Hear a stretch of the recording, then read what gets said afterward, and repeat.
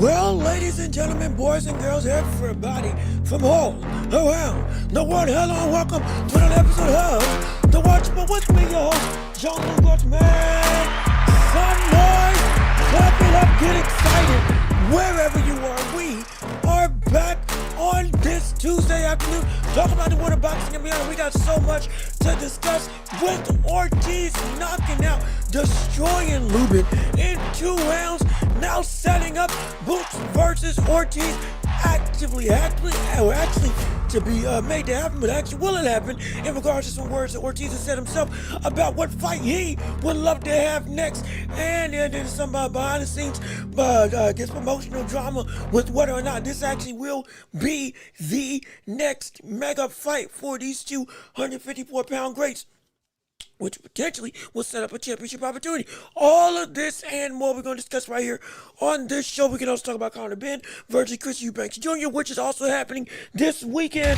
Yes, the grudge match of the blood feud between the Eubanks and the Bens is now going forth yet again, and it is all coming to a head one more time this weekend over in the UK, and it's going to be exciting to talk about and exciting to witness and enjoy as I'm taking a sip of my drink. But we got it's that and much more that we'll have discussed. It's gonna be a so phenomenal show all with you on here today. And if you haven't done it already, let me give you the proper intro. Hey, this is the Watch Report. I'm your host, John Luke Watch. If you haven't already, go ahead and subscribe to the channel. Yes, come on, get the likes up. Get the likes up. Go ahead and subscribe to the channel. Go ahead and join the empire. Be sure to hit the notification bell so you know whenever we post right here on YouTube and on every podcasting platform imaginable.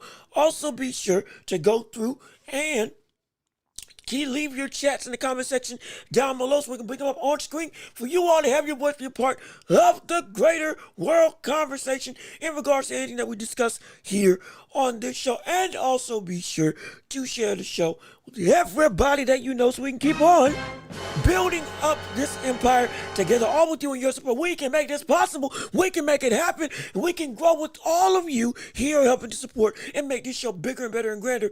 And we will keep on making this show better for your viewing and listening pleasure. And if you want to listen to the show, if you want to listen to the show, we're available on any podcasting platform. If we're not there, tell us. We'll get there. Absolutely. Rate us 5 stars. And if you want to support the show while waiting on YouTube to process our monetization request, hey, we got Cash App and PayPal. Links down below in the description if you'd like to come and support anything we do. If you can give, mean the world to me. If not, all well and good. We will just abide with you being here, and just you being here helps support the show immensely. Absolutely. But again, we all that out the way. We got boxing to talk about. We got fights to cover. We got drama to get into. So with all that being said, it is time to step into the ring. That's it. Come on. Yeah, let's get it started. Ring the bell. Let's get it going. Round 1 of this show going underway as we have to discuss Virgil Ortiz and his dramatic, absolutely destructive. Oh my gosh. We got some problems here. His insane performance against the likes of Lubin, again knocking Lubin out in 2 rounds, and utter dramatic, dominating fashion. I mean, it was destruction, the likes of which I won't lie, I didn't even think I would see in this fight. I knew he was going to get the KO. I thought it was going to be a lot more competitive, though. A lot more of a war, a lot more of a close, contested, very well-rounded contest. From the standpoint of action, drama, ebbs and flows, no, it was complete Virgil Ortiz from round 1 all the way into round 2 when they ultimately stopped him. And it was easy work. And the crazy thing is, as we will break down the fight as a whole, the reason why this fight was so egregiously lopsided was in part because of Lubin's gameplay. Absolutely. We're going to get into the shock and awe of Virgil Ortiz's victory, what this means for the division, what this means for Virgil Ortiz and his status, and also what this means for going into this potential fight with Boots Ennis, what this means as well for them. But specifically dealing with Lubin's performance, first and foremost, because actually, we'll just say later. This man sat on the ropes for upwards of 6 minutes again, because the fight only lasted 2 rounds, sat on the ropes against the hardest hitter. I can say that definitively now. The hardest hitter at 154. You sat on the ropes trying to tire him out, trying to do a rope with him. I don't know what the world you were trying to accomplish by letting Ortiz be able to well away on you, and you didn't even fight back. You barely moved around the ring. You barely even attempted to give him a hard target to hit, especially with you. We thought you were going to be a slick fighter after we've seen you before, and you deserve to get knocked out. With that type of game plan, I mean, my gosh, my goodness, you deserve. Like, that was ridiculous. What? Because really, the breakdown of the fight, Ortiz walked him down. Ortiz was able to slip and evade a bunch of the shots that Lubin was trying to throw at him, though again, Lubin wasn't throwing as much, but still keeping that forward pressure going, keeping the ability to put Lubin on the ropes and into the corners, and be smart with what he was doing, similar to what we saw against Majima. Again, the discipline that we were talking about on this channel, the willingness to wait that we were talking about against Majima, it showed up again in this fight, and it's now I can confirm, hey, it's a consistent thing. This cat is indeed a very smart and very educated fighter in Ortiz, and he did not attempt just to put his foot on the gas pedal. He made sure he was in position to really be able to open up. And then when he did, well, you saw what happened. And the knockouts, how he got the knockout was beautiful, even though it was more so self-inflicted by Lubin.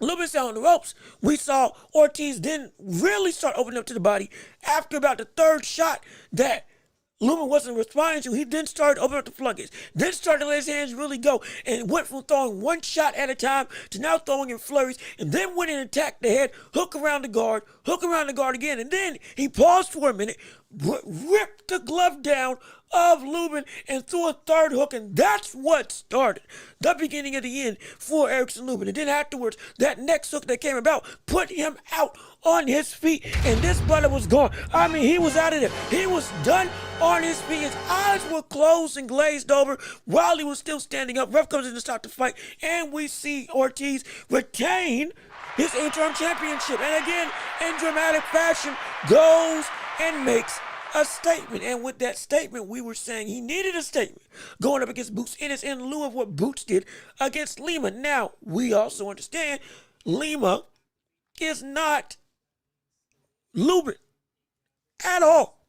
At all. At all. From the standpoint of impressiveness, if we're going to be a person to compare, there was no comparison of which fight was more impressive because of who Ortiz did this to, and in nearly the same amount of time in terms of one more round, but still dominating fashion. He goes and takes him out, the greatest of ease. And this is again one of the biggest punchers at 154. I don't care how bad Lubin's game plan was in this fight. Absolutely. That was impressive. I'm not gonna lie, that was impressive because I didn't expect it. And so, like this, we said he needed to make a statement.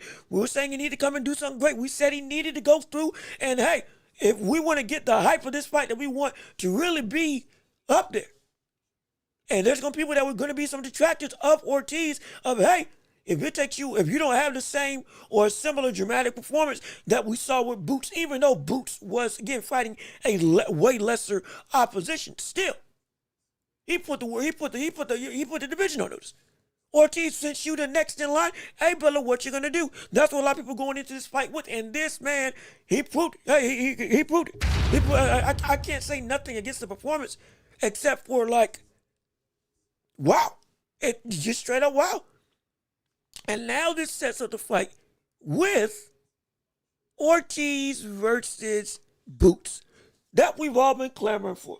My gosh, and I'm telling you right now, this makes it so exciting. Also, I forgot. Do y'all peep the haircut?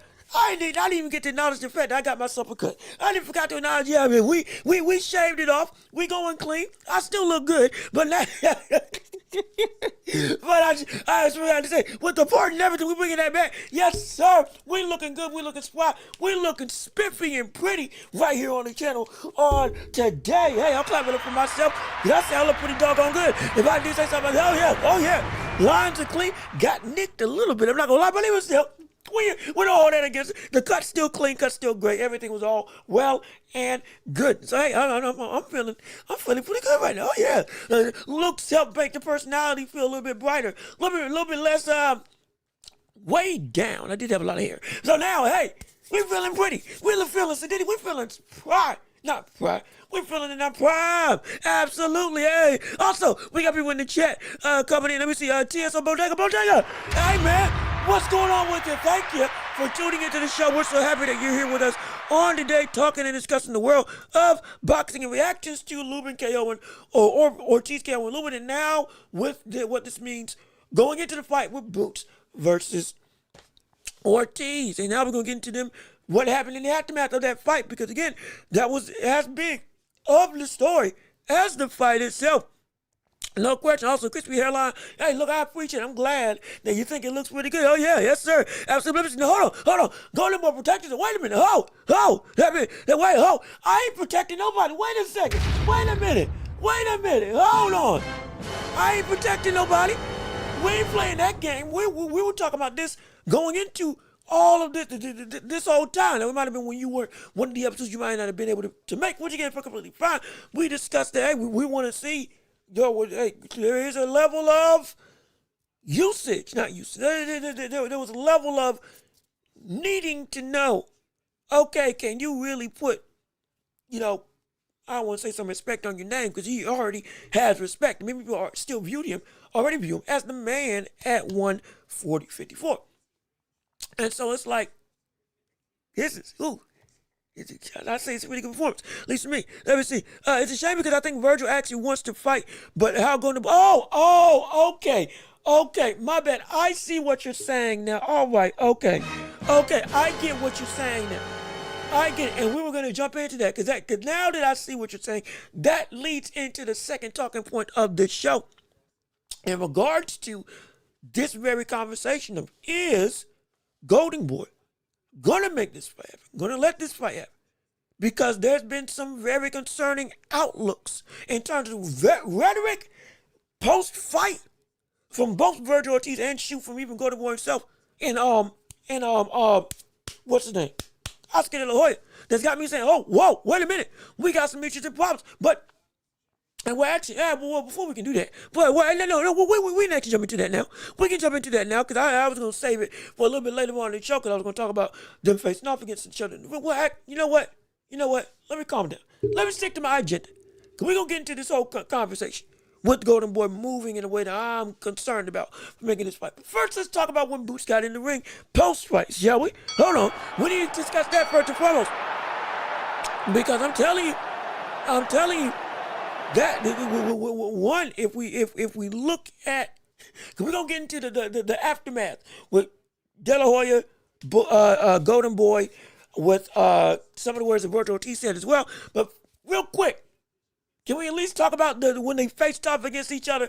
Because I will say, when Boots and Ortiz got in the ring against each other to actually face up, which again, there was some speculation as to whether or not even Virgil Ortiz and Boots would even see each other in the ring. Some people were saying that Boots wasn't going to be there. We reported that Boots and Eddie Hearn was going to come to the show, or they said they were going to come to the show, and some people were like, they might not show up.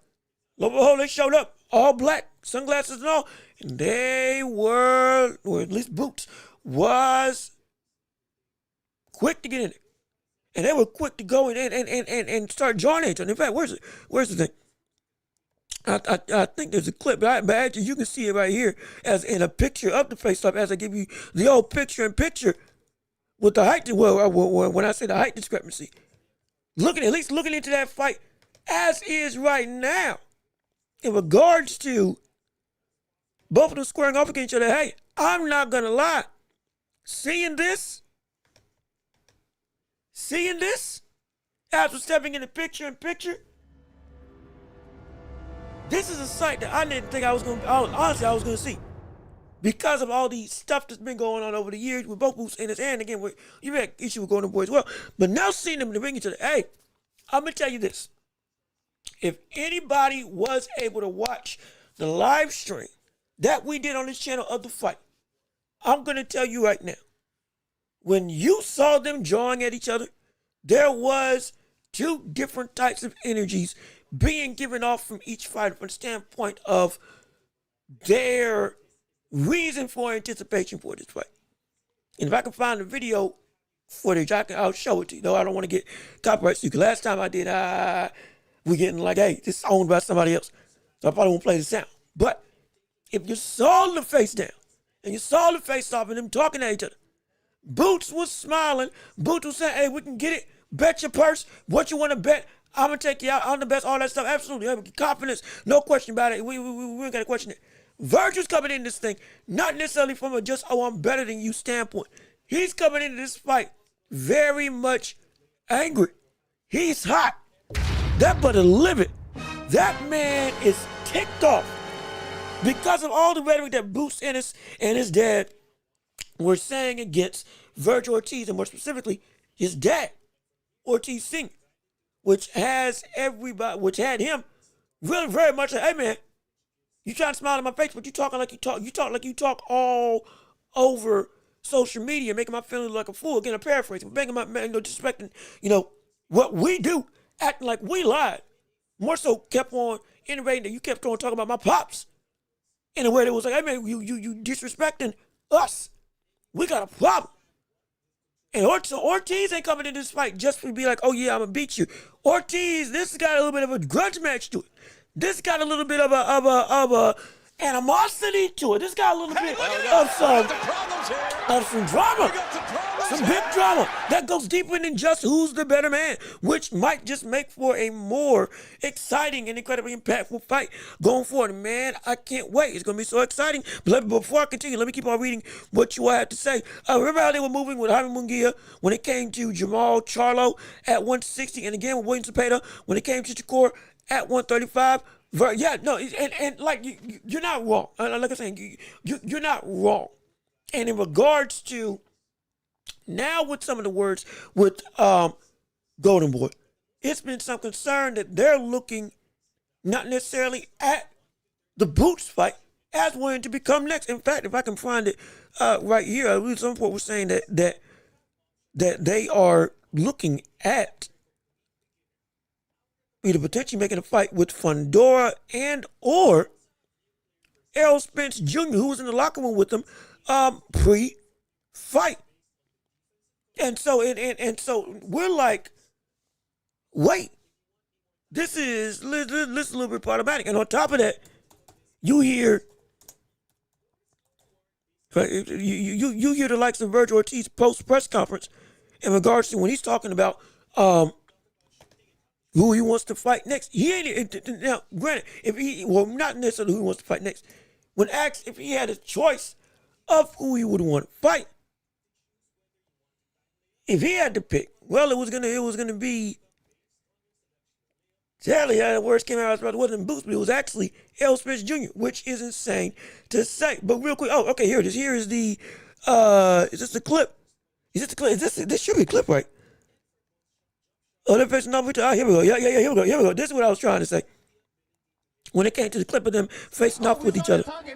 If I can make sure I got it playing correctly, because I also want to make sure that I'm not, hopefully I don't get, Hope I don't get copyright stricken for this when I try to play it. But let me see. Boots mad too because he tried being labeled a Doug. Yeah, absolutely. And I found the clip to give y'all some evidence of exactly what's transpiring. And also, Errol ain't fought in over 18 months. We don't want to see. We don't want to see the man drinking. And it's like that's the thing. All build up. This fight was pushed to be. Winner of this is gonna fight Boots Ennis. Again, even though I acknowledge this wasn't what it should be like from the sense of Boots is being seen as the prize to get for the winner of Lubin versus Ortiz. But in fact, that's how a lot of media has been propagated. That's how a lot of the feeling has been felt about this fight. That's how a lot of people in the world, that's how Ortiz has even stated that, hey, I don't like that this feels like Boots' story. Because, yo, I'm the one that's the man in this division. I'm the guy that's like, I've been doing this work. Yeah, there shouldn't be no situation where I'm all of a sudden being put on the back burner for people. But still, that's how it's being, to some degree, done in for the story of this fight. He don't like it. He don't like it at all. He don't like it not one bit. And it's honestly, it's a shame. I'm not gonna lie, because like the brother should be treated with a lot more respect than he's being given. At least in regards to, yes, we acknowledge his talent, but in the ramifications of Boots conversations, some degree. Yeah, and I'm a guy that's I've been trying to be fair with how I talk about both fighters, and I'm trying. The other people, it's like, yeesh. A little bit of skew, you get what I'm saying. And so, but let me see. How can you call that man out? He showed up to press you in the ring, and then your team start claiming you fighting other people. And it ain't good. Because like I said, if you saw the immediate aftermath of this, and as I pull up the clip and YouTube plays, I don't own this footage. I don't own any of this. This is from the zone. This is from their broadcast. I'm simply playing what happened in the interaction. I repeat, I do not own any of this footage. But as you can see, when it came to the whole betting thing and the animosity between the two. Is that time? Let's get this money and let's make this fight happen. It does matter because you said that we're the ones talking. We're not the ones talking. Oh, we started talking after you guys started talking. It's retaliation. It's retaliation. Your manager talking all crazy. Oscar talking crazy. It's the time, and I'm gonna make you pay for everything they saying. Straight like that. Ain't nobody's gonna pay over here. No, you're not. No, you're not. I guarantee you. And we can bet whatever. I guarantee you. I don't want to take your money away, bro. I'm not betting. You ain't gonna take nothing. Nah. You ain't gonna take nothing. I guarantee you. We can bet any amount of money. When we fight, I guarantee you, I'm gonna win. I don't bet, but don't make any promises you can't keep, bro. I'm gonna make every promise, and I'm gonna keep it straight like that. You're a great fighter. You look tremendous, but I'm gonna show the world I'm the best in the world. I got something for you. You got a yes for me? I got a yes. So again, in the ring, fight. They told each other, "I want to fight each other." But that when I was talking about the energies, that of how they going about it. And again, like, and it's again in regards to the whole issue of argument, as TOS Bodegas is talking about here, he's right from the standpoint of Virgil didn't duck, Boots didn't duck. Now Boots took his time, and that was problematic, and he contradicted what he said he wanted to do. When it came to Virgil Ortiz or moving up to 154 in the speed at which he was talking about like a year or two ago, he changed that. The tune-ups and stuff from the big fights that he said he wanted immediately, he did contradict himself, but then eventually got back on track, and he finally got around to doing the words they said he was going to do. But beyond that, like other outside stuff was a big part of why this fight was all dramatic in the sense of will they, won't they, what's going to happen, is there going to be a actual connecting point with them, and all this stuff. Because I know, because we covered this, Virgil didn't duck nobody. Virgil ain't duck anybody. Virgil was saying we ain't got nothing. And Boots and his people were, because remember, we covered this on the show, Boots and his people were going at him. And so it's like, for them it's frustrating because they've been hearing that for years.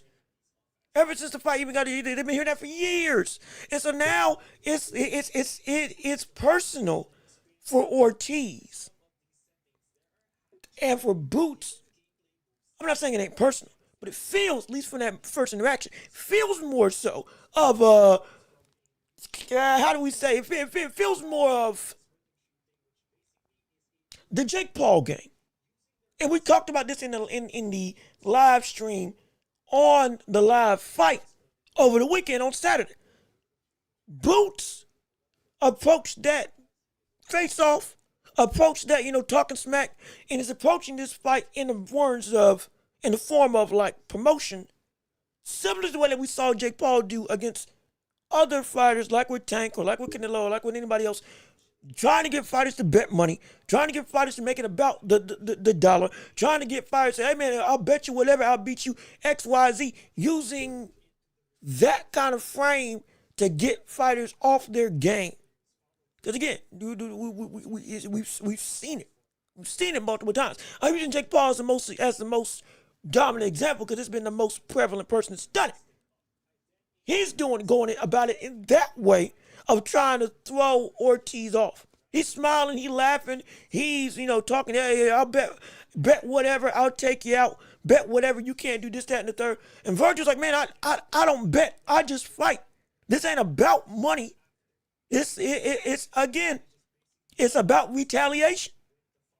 For all the stuff that you said about me and my people, this fight ain't just about us showing that I'm the better man. It's about retaliation. We is going to work because we got a bone to pick with you that goes deeper than just the fight itself.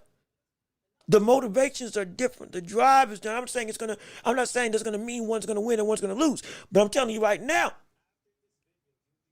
Boots and Virgil are approaching this fight in two very distinctly different ways. Very distinctly different ways. And it's gonna, as the weeks go on, guarantee you it's gonna show up that, hey, I'm not gonna lie, Boots, you better take this thing seriously. Cause this brother ain't coming just for bread. He coming for blood. He coming for family. Legit. Cause that's what he feels so upset about. But let me keep on reading what you had to say in the chat down below. Last time a fighter told the Dallas boxer we can bet money. The Texas fighter, it was a Texas fighter who got smoked. Yeah, that's true. And so it's like, let me say, oh yeah, X-Mac, yo, what's going on?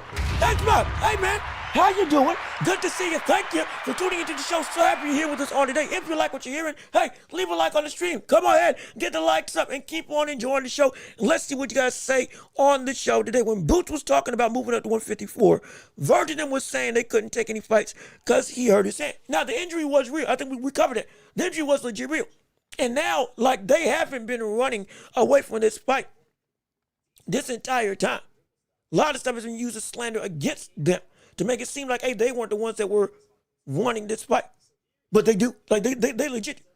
And tell you right now, Virgil ain't ducking smoke. I promise you, Virgil ain't ducking smoke. Let me see. Teddy Burchard, how you doing? Good to see you. Okay, we see. Yeah. You see the part? No, wrong side. You see the... I forgot. I'm on the other side. Well, you see the part? It's clean, baby. It's clean. It's pristine. Yes, sir. I look good, and I'm happy about it. Hey, and if you want to reimburse me for the cut, hey, if we get people to send some money, oh yeah, I can essentially have a cut for free. Oh man, I'm just kidding. I'm just playing. I'm just having fun. Oh my gosh. Oh Lord, oh that's funny. That's funny. But let me oh man, let me see. Hold on a minute. Hold on a second. Yeah. God. Ooh. Oh gosh, I'm sorry. I'm trying to make sure I don't fall out. I'm trying to make sure I'm trying to skip through so I don't miss nobody. Cause y'all got people, good gosh, y'all chatting a lot right there in the morning. Let me see. Here's the reason for Boots and Eddie Hearn searching for other options. Like and this goes into the next point of the show. Will the Ortiz versus Boots fight actually take place now with all the hype, with all the pomp and circumstance, with all of the notoriety going in? And it's like, we got some we have some legitimate questions about whether this fight's actually gonna happen. I'm dead serious. Y'all is talking about it in the chat right now, looking for other options. Yeah, man. Boots and Eddie Hearn looking for other options. Golden Boy and even Ortiz himself talking about potentially, I would love to fight Errol Spence Jr. If I could pick a fight, post-fight of what we thought was supposed to be the only viable, well, not viable, the only highly touted option that we knew would make bank, make money, and make everybody want to come out and see was be boosting Ortiz. Why is it all of a sudden all this other stuff is going about? And also, let me see, Daniel Dubois versus Sanchez, not official yet. It's not? It's not? Are you sure? No, I'll fact check that to make sure. I thought that had already, or at least gotten close to finalization. But I'll fact check that to make sure. Because if it ain't, then okay, well, then we just got to keep on waiting and seeing and waiting on a return Daniel Dubois to actually coming back. Yeah, see, I thought it was as well. But I'm a fact checker to make sure because I'm not entirely sure if you're saying that it ain't happening yet. Now I'm like, ooh. Maybe I got my information wrong, so I'm gonna look it up. But let me see. If it's about retaliation, why he go back and saying Errol Spence with his dream fight? Yeah, see, this is exactly the thing. This is exactly the thing. This is exactly the issue. Why is it that we're hearing all this other rhetoric post-fight about these other instances? When it's supposed to be that this fight is the only thing that matters from multiple sides, not just from one, from multiple sides, that we getting a little bit concerned of like, hey, there should be no waiting around here. There should be no means of us having these types of conversations. We don't know because this was the fight that was going to tell us, okay, we know what's going to happen next. That's what we were going into. And so it makes no sense. But let me see. The injury was real, yes, but Oscar De La Hoya lied about Virgil timeline of being out. He said Virgil and Ryan will not fight for the Mania of 2025. But he just fought Lubin. And so like we gotta, and this is the problem. We have to weed through all of this to try to figure out, okay, who's real and who's fake about trying to go about making stuff happen. Because like I said, his injury was real. And he was hurt. This was the time. And then lo and behold, he's coming back. Now, we were excited that he got announced he came back and fought Lubin, and then boom, everything's all well and good. But we're also saying, hey, man, if that was the deal that you were saying before, and now this is the deal now, are you actually going to commit to keeping that you going to want to make this fight happen? Or is it going to be another situation where you're giving us the old rigmarole? You're giving us the old turnabout, the old about face. And all of a sudden, we're asking, like months later, when they're gonna fight? We don't want to get back. We don't want to get back to the same conversation that we were having upwards of a couple months ago. Of Boots and Virgil, they are right there for each other, and now it's just we keep asking, when's it gonna happen? When's it gonna take place? And all this stuff. It shouldn't be that. It shouldn't be that. We shouldn't have this much of a limbo type of effect when it comes to us having some confidence, having some wherewithal. Again, the biggest thing about this is the timeline. We don't want the timeline of what's supposed to happen to all of a sudden get skewed up. Because again, because with all this stuff, you'll hear Eddie Hearn say stuff like this. That Boots will, that he's confident, he's all this stuff. You'll see Eddie Hearn say stuff like this. You'll see Virgil Ortiz say, not Virgil. You'll see Oscar De La Hoya say stuff like Boots will. Boots doesn't want to fight him because he saw how dominant he was. I'll play both of the clips right now for you all to see, so you can get the abject quotes from each of them. As this is Eddie Hearn talking about what Boots is going to do to Virgil Ortiz when they fight each other. Sum up. Virgil Ortiz will get destroyed by Ennis. I will bet the house on it with Oscar De La Hoya. It's the best fight in boxing in America.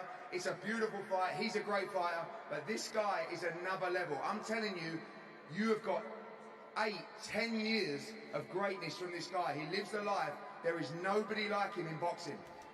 And so, like, you'll hear him say stuff like that, and then you'll hear like some Oscar De La Hoya say stuff like this. Yeah, first of all, yeah, we should have a cigar. Do you have a cigar here so I can I'm actually skeptical now. He's only ranked number 8. I'm actually skeptical because, and I told Eddie and Boots, do not come and watch Virgil live because you're going to be afraid of what you see. So we'll see. I mean, I'm going to sit down with Eddie Hearn, and we obviously have the upper hand because he's the better man, and see if we can come to terms, which I'm sure we will. But I told these guys, don't be there live because this guy's a monster. And so, like, it's both of, but again, these are promoters. Like, I get it. These are promoters. They're both gonna say what they need to say. They're both gonna do what they need to do to get their fighter out there. And it's like, we don't want this level of uncertainty for a fight this big. And as you can see, I think somebody just said it in the chat right here, LR Vlogs. Hey, also, how you doing? Good to hold on, wait a minute. How you doing, Matt? Good to see you. Thank you for tuning into the show. Hey, we're so happy that you're here with us on today. And we appreciate you being on the live with us. Hopefully, let me make sure I click it. Hopefully, that fight happens. May the best man win. And it's like, I'm right there with you. Understand, I am indeed right there with you that we need to see that fight happen. We need to see that fight take place. We need to see that this goes in the vein of we get an answer. We get the fight. Hopefully it happens. The best case scenario, this fight happens, what, March? We want to say early summer? Or late fall, or whatever the seasons go. However it goes. It's in February. With how much little damage Ortiz would take. Hey, I wouldn't be mad if we only see our 3-month turnaround. December, January, and then February, boom, up, we got to fight. Let's go. You got a month. You barely took any damage against Lubin. Both of y'all ended the fight in a combined 3 rounds. All right. I would love to see that be that quick, but even still, like, this is too much of a movement to not have happen with momentum in boxing right now. We have been consistently saying 154 is one of the most interesting divisions in boxing. Right now, it's considered the deepest division from a top to bottom talent perspective within the top 10, which is fine. They are in a crossroads of, if they get this fight going, already we're seeing the dominoes fall. Everything else will go and do what it needs to do. But it's just got to be the consistency of, we get this division going. And we've already seen, we were outside of the Fandora Thurman fight, which again is injured. Backwam's got to fight. Fandora and Keith Thurman got to fight. Boots and Ortiz just had a fight, and now they want to crash course with each other. And you have still other big hitters like Majimov still in the mix. And the movement and shaking in the division is all incredible. Boachuk losing to Adams again has shifted the landscape. Everything is now primed with this fight with Boots and Ortiz to be, blow the roof on the place.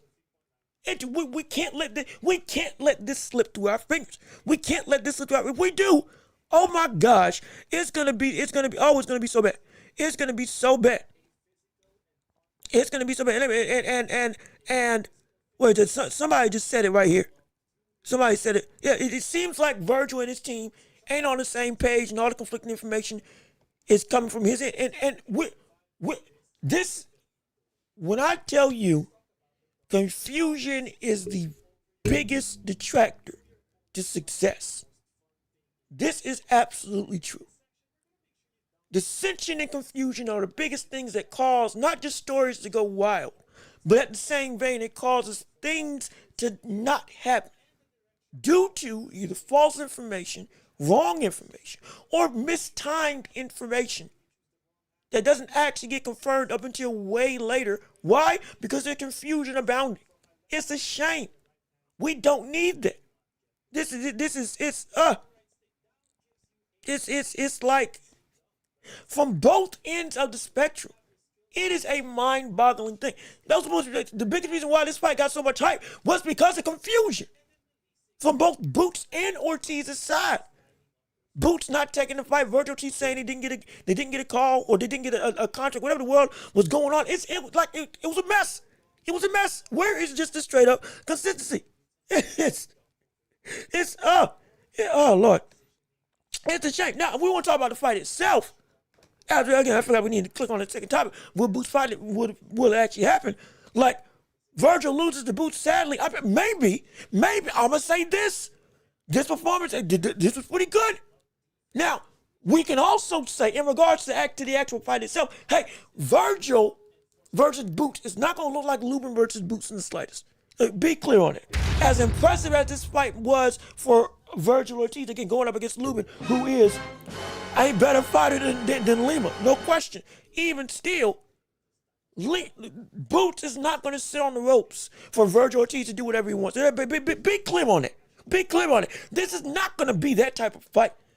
This is not going to be that type of fight at all. At all. Not at all. Not at all.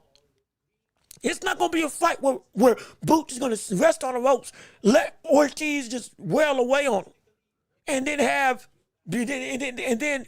everything is just all hunky-dory where you get caught with something or he tires with something. It ain't going to be like that. Like I said, that was a dumb plan by Lubin, and that would be a dumb plan for Boots to do. No question. No question. It ain't going to be like that, though. It's going to be very much most likely a Boots who's going to use his athleticism and footwork to keep Ortiz off balance and land counters. Attempt to make Ortiz pay for that aggressiveness. Though, again, we've seen Ortiz can be, for the last two fights now against Majimov and against now Lubin, incredibly patient, incredibly disciplined. But he's not going to sit on the ropes. So we can't use this fight as a one-to-one barometer of, hey man, you can be put in trouble and oh my gosh, Boots is going to get walked down, or that Boots is just going to go through and destroy. Because this fight is not going to look like that fight ain't going to look like the Lubin fight. It ain't going to look like that at all. But we can't have one answer though to what this fight did bring. One, the patience and discipline and being not being overly aggressive up until like there was a proper time. Yeah, Ortiz has learned that, got that down pat. We don't have to worry about that anymore with him potentially being so over aggressive that now he's easy work for Boots. We don't have to worry about it. What we do have to worry about though on the other end, with everything else that we still don't know about what this fight could be, as we'll break it down as time goes on, is the fact that now we can confirm definitively. Hey, the power that Ortiz does bring to the table, everybody ain't just knocking out Lubin that quick. And Lubin is a good fighter. Lubin's a good fighter. This confirmed, okay, yeah, Boots, you in the ring with somebody that you have to be responsible in every way. And you have to be able to come to terms with the fact that, hey man, one mistake against this cat could indeed put me out. That's legit. That's real. There's a lot more intrigue to this fight. And he ain't going to be making mistakes of just walking down and just throwing hooks. He will set you up. And if you do get put in a position where you caught on the ropes or you're trapped in the corner, fighting your way out, like we know he can, but fighting your way out has just become a whole lot more dangerous. Getting into a firefight with Virgil Ortiz has just become a whole lot more dangerous from the standpoint of optics from the world of public eye with this fight. Because to knock out Lubin this dominant, though again Lubin's game plan sucked still, like that ain't something, that ain't nothing to mess around with. That further makes this fight so incredible. So enticing. It's not sad at all. Virgil gonna going out like Ramon Villa. Wait a minute, no, he ain't gonna going out like that. Nah, hold on now. Now what is it? He ain't going out like that. He ain't going out like that. He ain't going out like that. Hold on, wait. I don't think he's going out like that. You could say that he loses, which again I still got to pick.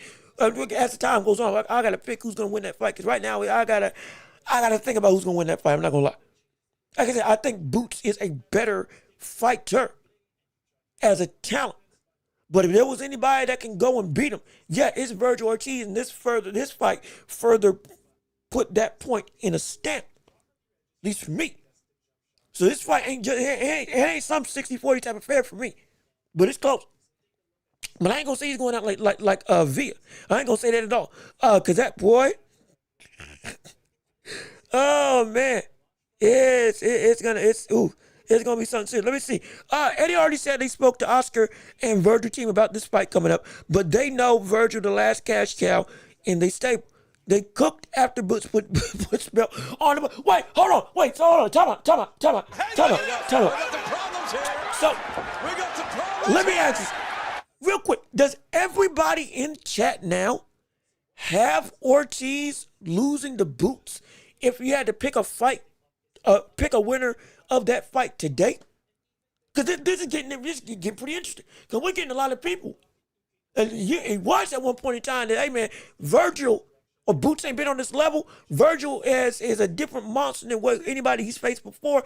Virgil somebody that it's not gonna be just some walk in the park, and he can and will take you out for a lot of people because you ain't tested, you ain't proven, you ain't got a resume and the experience against this level competition at this consistent rate to be said that yeah, you gonna take it to him. So now we started to shift a little bit. Hold on, wait a minute now. We started to get a little bit of shift going on. Again, if you can, put in the chat who you have winning. You know what? I'll do you one even better. Hold on, I'll make a poll. I will make a poll. This is the perfect opportunity. Use some of the tools that we got in our tuba. Let me see. Boots versus Ortiz. Who wins? We're gonna ask that straight up. And I want to see what the public has to say now, because this has been a very much big winds of change.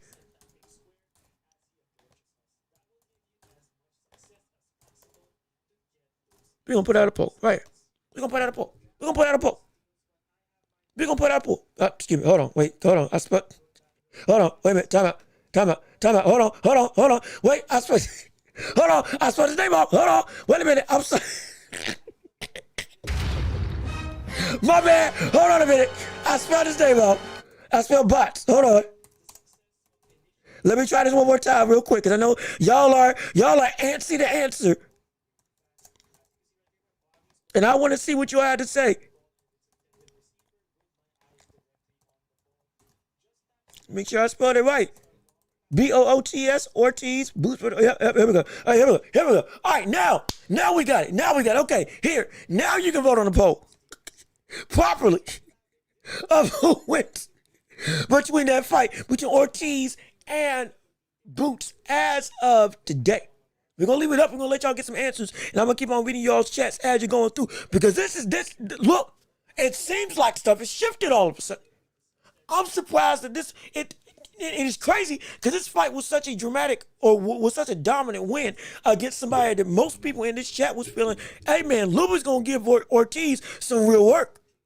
There's a real opportunity that Lubin can upset Ortiz, possibly, even though we feel Ortiz is the better fighter and the better boxer. He should be like this wasn't just some walk in the park. All of a sudden, after this performance, we getting people, it feels like ain't nobody thinking Ortiz is going to be able to win, which is shock. I'm not going to lie. I'm not gonna lie, I'm a little bit shocked. That's insane. From the standpoint of the switch a little bit from what we were talking about, not even last week in regards to this whole fight. But let me keep on reading what you had to say. Let me see. Adam, what's going on with you? Appreciate, if I didn't say hi already, appreciate you tuning in to the show. Do you know if Adam Aziz or Virgil Kurt Scooby is on the Eubanks Ben card? I want to say yes. I want to say yes, but I would advise you to fact check that to make sure. I want to say it's on the card, but off the top of my head, I can't exactly remember. But find out for yourself. But for now, I'll say yes. And if I'm wrong, please excuse me if I'm wrong. But I believe that's on the card. If it's not, I'm sorry to disappoint you. That's the best thing I can say. And so it's because we do have to talk about that Eubanks counterbank card, because that is a very, and I do mean very, very intriguing fight. Because some people feel like Conor Bennett's actually going to be able to take out Eubanks this time. And I'm like, I don't know, unless he can be able to more consistently catch Eubanks without getting so much damage coming in. That's the issue. Because again, Eubanks was able to counter him and use that length, specifically that uppercut, really take it to Conor Benn in that first fight. So now I'm like, if he can fix that, okay, we got ourselves something. And so it's into, let me see. Yeah, Boots was smoking on Virgil back then and now. And we got, poll's only been up for 2 minutes. Like I said, if you're listening in the chat, vote in the poll, because I want to see who wins right now. 67% of y'all got Boots winning already. Okay. Wow. All right. Man. Next question I want to ask, why? Now I want to ask why. Is it because the performance didn't necessarily impress you? Is it because that this fight may have showed things that you see, oh, okay, yeah, Boots is going to be able to take it to him in a regard that, yeah, Virgil ain't going to have nearly the type of dominant performance? Is it just because you're just a fan of Boots? I would love to hear the reasoning behind some of these answers, because I'm telling you, this fight has a lot of people going through and being very much on like, we're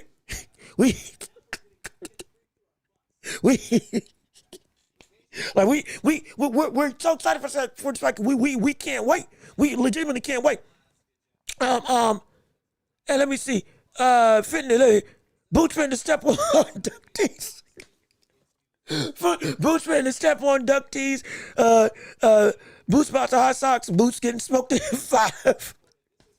Oh Lord, we got people betting in the chat now, and so like all of this type of hype is further reason why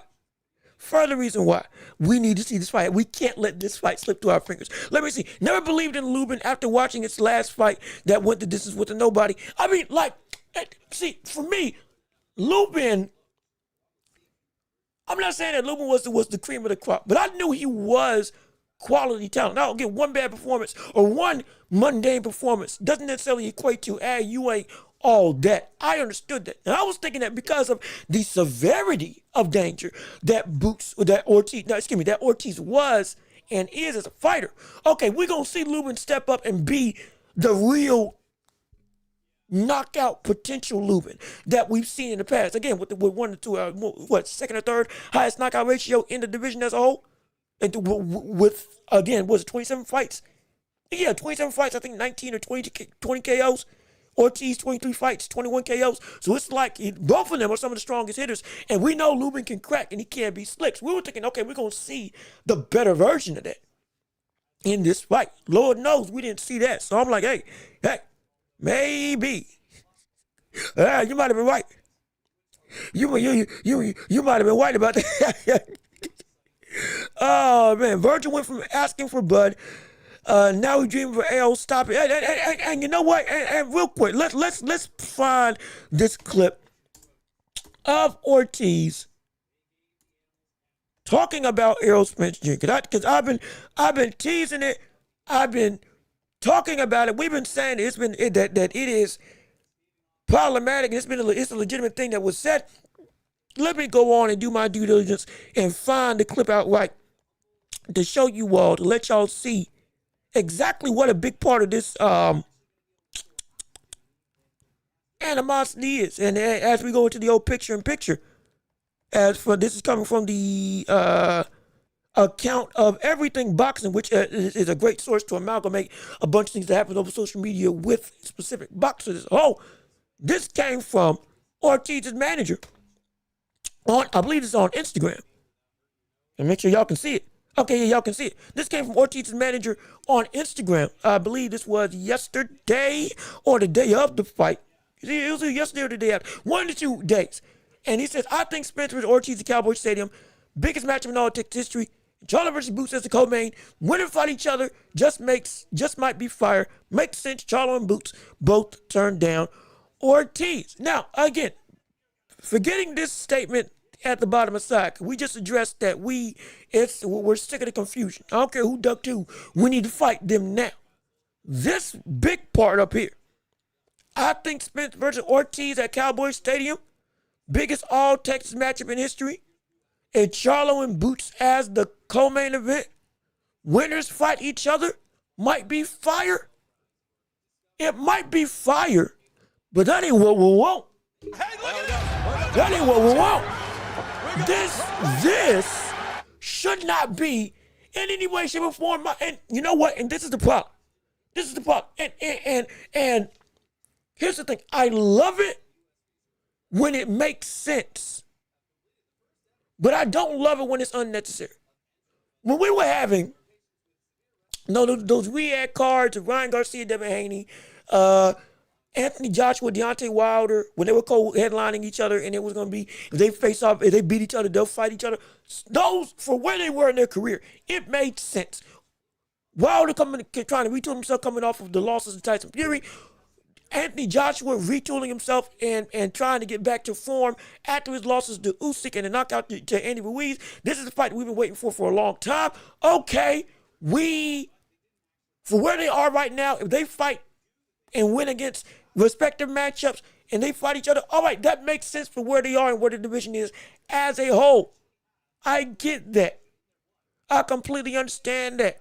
Ryan Garcia, Devin Haney, even though we wanted to see that fight happen next, absolutely. At least there was the notion that Ryan Garcia was banned for a year and coming back, okay, give him a fight. And you can make the argument. See what he's got, see what he is, and then we see them rematch against each other in what should be 2 fights that make sense, 2 fights that can build up height with each other on a big-time card with a litany of names. All right, fine. But we saw how it turned out. We saw how Wilder turned out. And as much as I want to see, yeah, sure, a card filled with big names fighting against each other, this is one of the instances where I'm like, yo, we don't need that. If you want to put on a co-main event, have Charlo fight against anybody at 154. And the main event is Ortiz versus Spence. And then after that, guess what? The winner of Charlo in his fight gets to fight with Boots Ennis.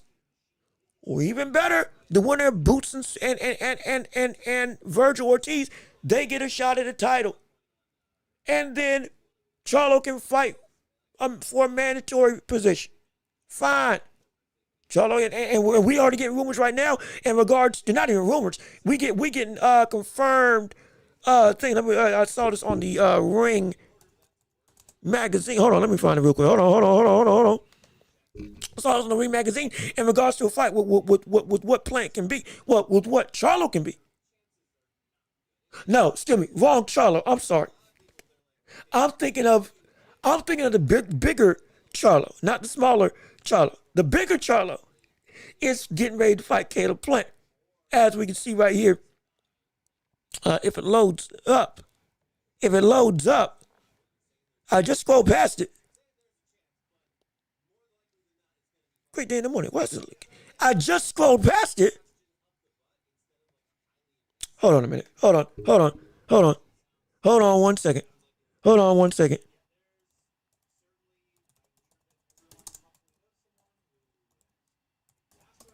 They've been posting so much hype on the fight with Eubanks and Conor Benn, which again makes sense because now the press conference is going on, or the grand arrivals, is going on. But both of them, they got a grudge match. They go, and we finally are in talks to potentially get this fight happening in 2026. Thankfully, finally, long enough. Now, also, I thought Resendez was going to get this spot because he's the one that beat Caleb Plant. But regardless of which, we get to some of the parts we've been trying to get to for a long time. But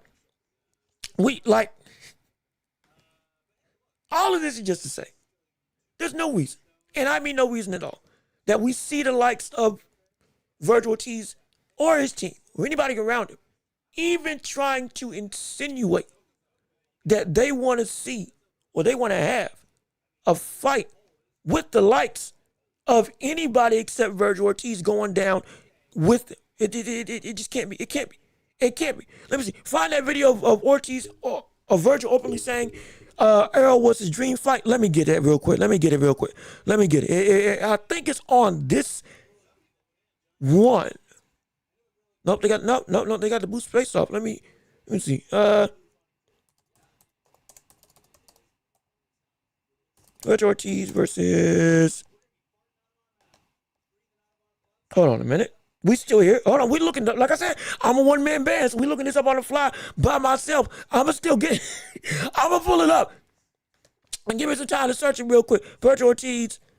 Gotta make sure I'm spelling it right.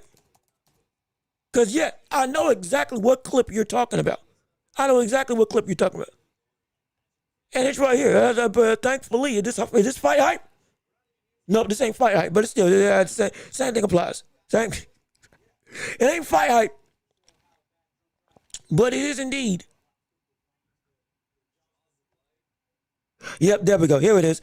I got it right here for y'all. Right here. There we go. This is him publicly saying. This is directly after him beating, mind you, Lubin in the locker room. Face still clean. In regards to what fight he would like, if he had his honest opinion of his dream fight. Which one of them do you want next? It doesn't matter who's next.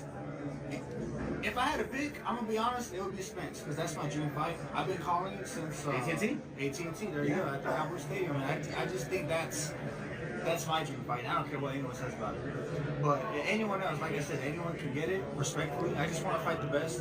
I'm just a competitive guy. Yeah. Which one of them do you want next? It doesn't matter who's next. If I had to pick, I'm gonna be honest, it would be Spence, because that's my dream fight. I've been calling it since. And so, this is not a great look. Hey, look at this. We got the problems. I'm gonna be honest. We got some problems here. This is not a great look at all. Again, and this is per pound for pound, but also this on a couple of sites as well. I'm just using this as a reference. Several sources have confirmed that Virgil Ortiz's team has been in talks behind the scenes in the past few months with PBC for an Elspeth showdown in Dallas. PBC rumored to be willing to work with DAZN and Golden Boy to make that fight happen. They're just waiting on a verbal commitment from Team Ortiz. Now, in lieu of this, I also saw that DAZN stepped in and said, nah, we can't let that go down. We want the boots fight. DAZN saying this, the Golden Boy, and all parties involved, saying, hey, man, no, we this ain't, stop right here, right now. Again, reportedly, allegedly. Is that true? We'll find out as time goes on whether or not that's going to be confirmed or not. Again, rumors, absolutely. But this definitive statement, yeah, it don't look good. I'm going to be completely honest. This looks bad. This looks horrible. This looks terrible. This looks absolutely abysmal. It does. It absolutely does. And I could even play devil's advocate. And I could say that he's not saying, again, I can play devil's advocate. Okay? Understand? Trying to look at it from the other side of the spectrum. Just for the sake of perspective. If Virgil Ortiz is staying consistent with the type of man that he is or he's been for the most of his career, saying when he was asked what fight he could make, and saying, I'll fight anybody, but if I could choose, I would fight Spence because that's my dream fight. Hey, we've heard Volomero before getting a shot with the towel saying my dream fight would be Manny Pacquiao. A couple people using Manny Pacquiao as a fight that they would, if they could make any fight, that's the fight they would want to make. And so, I'm not going to, from that perspective, could have been saying, hey man, yeah, I'll get anybody, but I would love to fight Spence just because that's one of the people that I've That's been like my biggest, no, I don't want to say dream, aspiration. You know, like if I could make one thing happen, that would be it. But I'm open to it. I could view it from that perspective. Yeah, my heart would love to fight Spence just because great fighter, great history, both on the same place. Hey, it'll be an honor to fight a legend type situation, and it will be a war. I can assume that's how he's thinking. I can assume. Not saying it's real. I can assume because of how Ortiz normally has been acting. So, for devil's advocate perspective, from a devil's advocate perspective, I can make that argument. But regardless of that, this is still not what you need to say. This is still not what you need to propagate. You don't need to give anybody any inkling to call you a duck in any way, shape, or form, especially when you just faced off against what's supposed to be the biggest op in your vicinity. And you were just saying you were upset about what was going on with him saying that you were ducking him. And now you talking about other fights that ain't this fight. That is not going to go well with the boxing public. It ain't. It absolutely ain't. Us right now are saying, Virgil, what the world are you doing? We got people in the chat calling him a duck right now. It's a shame. It's a shame. And it's because and we've talked about this before. You can't, everything is done before the fight. Every fight is won or lost before the fight in some way, shape, or form. Not saying always, but it plays a big part of it. With what is going on and transpiring right now with Boots and Ortiz, this being one of the most talked about, anticipated, and highly advocated fights in a division that is one of the deepest in boxing, that would be one of the biggest fights of the year. You can't be saying anybody else, especially with all due respect to Errol Spence Jr., bringing up Errol Spence, who at this point in time in the division means nothing. And I say that respectfully. Not because he's a bad fighter, not because he doesn't have a legacy, not because he doesn't have history, not because he ain't a Hall of Famer, nothing because of that, because he is not involved in the sport at all at this point in time. He has no semblance of weight for what the standpoint of 154 is right now, because he doesn't exist right now. So he's in the locker room. Yeah, he's training. Nothing's going about, so he shouldn't even be on your mind. Yet he is. What is going on and what are you doing? That has people calling you a duck. That helps people to further feed into the notion that, hey, maybe you don't want to fight Boots. Maybe you are scared. Maybe Golden Boy and y'all don't really want to go with that smoke and fight old boy. Seeds of doubt are already in your minds, and you just had one of the biggest wins, one of the most impactful wins, that you've had in your career. That was supposed to set up X, Y, Z, and you just faced off against old boy face to face. There should be nothing else remotely close to on your mind. And again, two things are going to happen. It's either going to be out of this very notion. There's going to be two things that happen. Either A, the fight actually doesn't take place and something else goes about, and then the further allegations about you duck the opponent is going to come about. Absolutely. Or B, it's going to be that this fight does actually take place, and we get it, and we're happy for it, but all of the stuff about how you went and said this is still going to be held against you. Because you aren't giving the notion, at least at this point, at least we're saying stuff like that you really about business to the boxing public. And and no one else, we've seen it. We will take it and run with it. We will take it and run. There should be no other name that comes out your mouth except for Boots Ennis right now. It shouldn't be. It shouldn't be. Everybody else is either locked up with their titles or is injured. So Boots was the person that you saying, hey man, I'll fight anybody. I'll take him out. Okay. Keep it like that from this point on. Because man, if we keep hearing rhetoric like this, it's gonna be a menace. It's gonna be a menace. It's gonna be a bad time. I'm telling you right now, it's gonna be a bad time. But let me see. Let me see. Yo, Divinity, what's going on with you? Hey, how you doing? Good to see you. Thank you for tuning into the show. Let me see. He tried to milk his little moment. Not to mention Boots was in the ring, saying you gonna pay. Is a duck, and like I said, both of them said retaliation. It's outside the ring, and again, confusion, dissension, very much mixed messaging is bad on all accounts. Which is why we're having this conversation. Part of the reason is because Virgil saying this stuff right after a fight when he was just face to face with him, saying, "Hey man, you were pressing Boots," saying, "Hey man, is that a yes? We ain't betting nothing. Are you gonna fight me or not?" And now you're going back and saying this. It's just not a good look. It's not a good look at all. It's not a good look at all. Errol don't do tune-ups. Boots got served.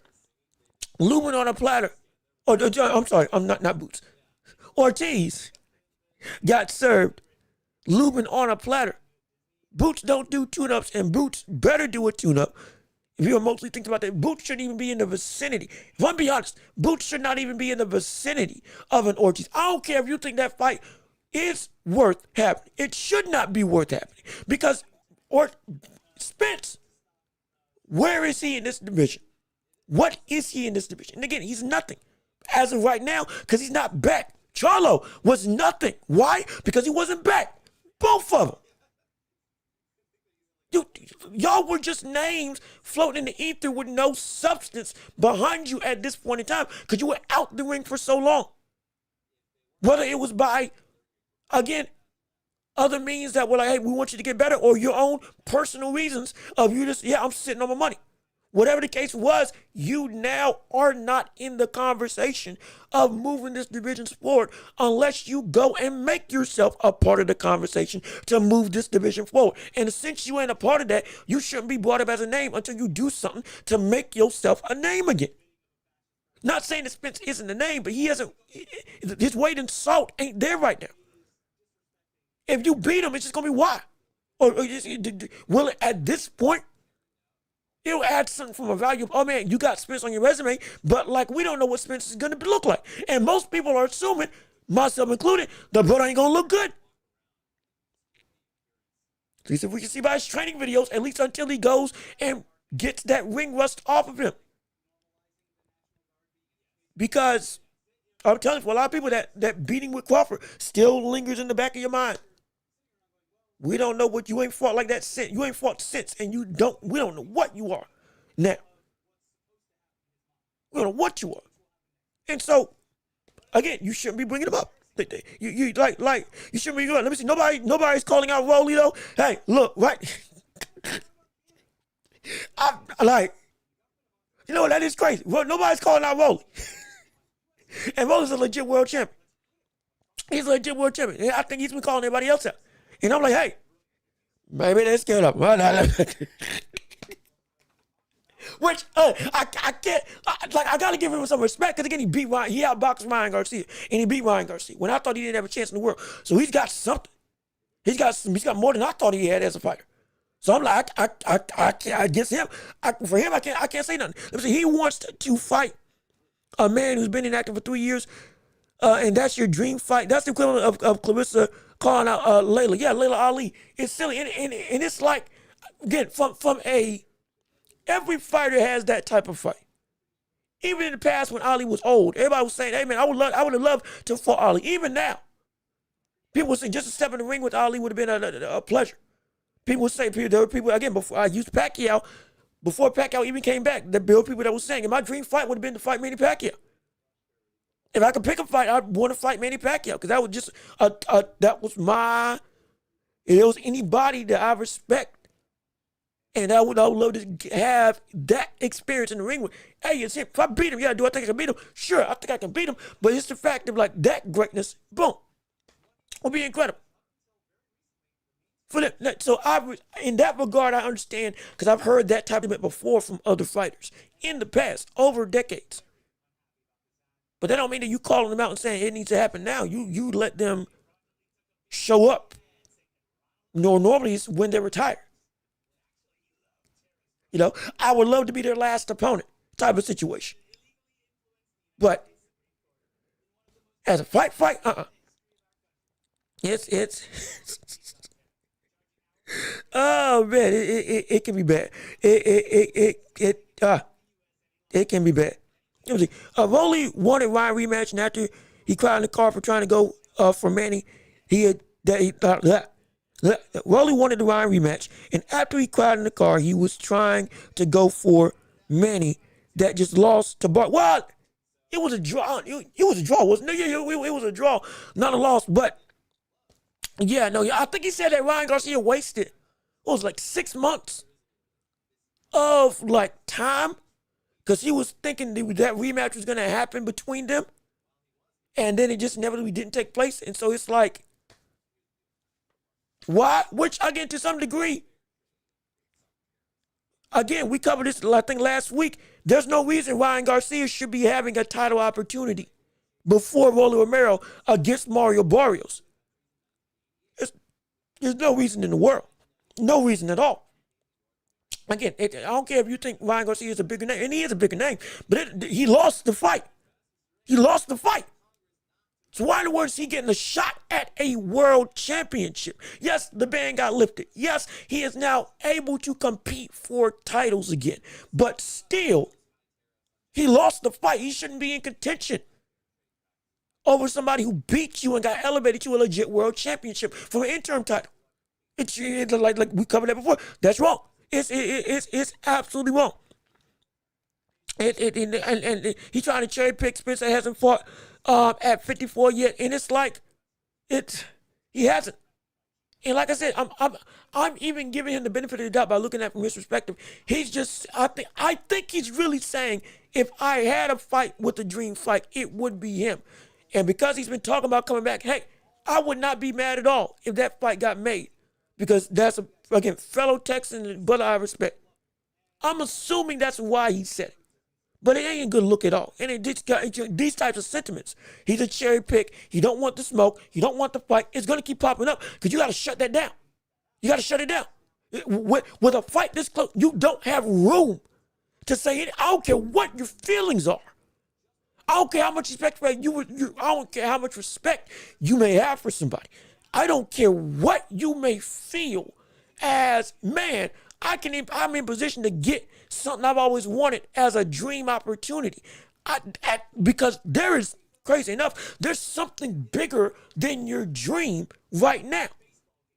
Not because your dream ain't worth something, but because you don't got room for this point to go after that when you got business to handle. Not saying I wouldn't be mad to see an Ortiz-Spence fight, though, again, I still need to see Ortiz, or I still need to see Spence do something, but it's got to be, that is out of my mind. You know why? Because Boots is right there. You don't have room to talk about anything else in any way, shape, or form. Because anything that isn't about Boots from this point on, for a lot of people, is going to be seen as you don't want the smoke.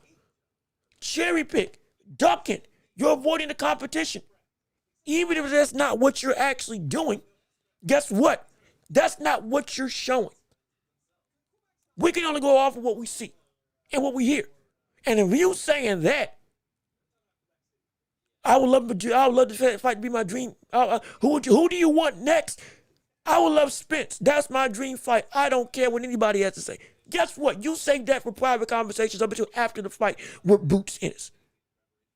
Or once you get well and good in negotiations. Hey, you know what? After this, I would love to fight Errol Spence Jr. Okay, that at least lands on the ears better of the boxing public than you going about and saying, who's next? Well, I would love to fight Spence. I don't care, but I'll fight anybody who should have been there immediately. Who's next? Boots is next, as you just saw in the ring. Guess what? Outside of Boots, well, then I would love to fight Spence as just a dream fight because I'm always respecting him. But in the immediate, it's Boots is the only person I'm concerned with. If you had even said it that way, guess what?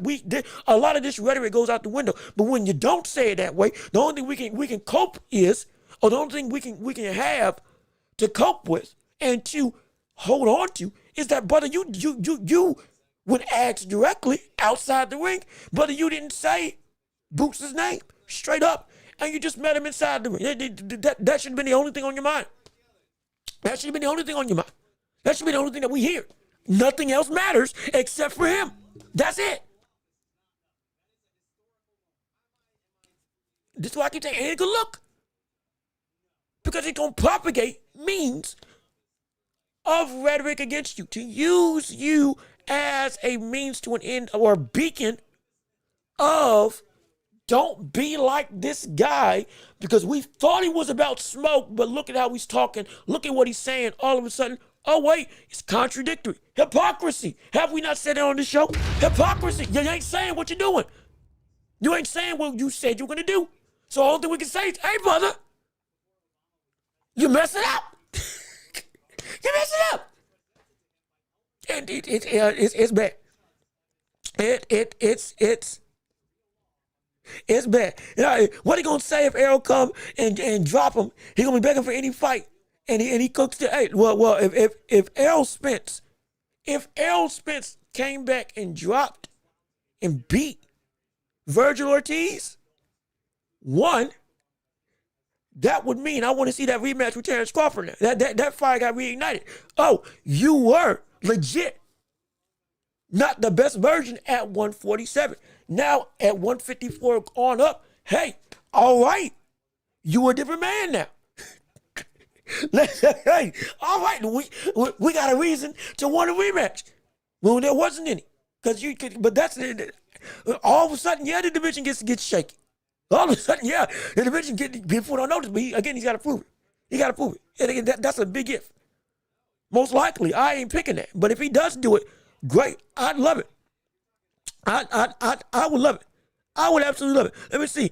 Miss Queen, let me see. How you doing? Good to see you. You got another haircut? Yes, I did. Yes, I did. It's looking clean and pristine. I gotta get it brushed down. And when I do, we're gonna be waving up a storm, absolutely sailing the seven seas with my crew on my back as we ride the waves of success all throughout this YouTube airspace. With you and your support. So I mean, the fresh cut, absolutely. We fresh and we clean out here. Let me see. Man, what's good with you? How you doing? Thank you for tuning into the show. We're so happy that you're here with us on today. Let me see what you got to say on the matter. This fight won't happen. Ortiz is making too many excuses, and that's what I'm scared of. That's what I'm scared of. That's what I'm really scared of. I'm really scared. I don't like the rhetoric I'm hearing from Oscar De La Hoya. I don't like the rhetoric I'm hearing from Virgil Ortiz. I don't like the rhetoric I'm hearing from his promoter, or at least over Instagram. I don't like that. That shouldn't be, none of this should be existing. Because we were all saying on this show and throughout the ways of social media, the only fight that mattered after this fight was boots. That's it. Yes, there's titles. Guess what? Fundor's hurt. He still got to fight with Thurman. Buckrum's got a fight that he's going with. Zayas is fighting a boss for the unified title.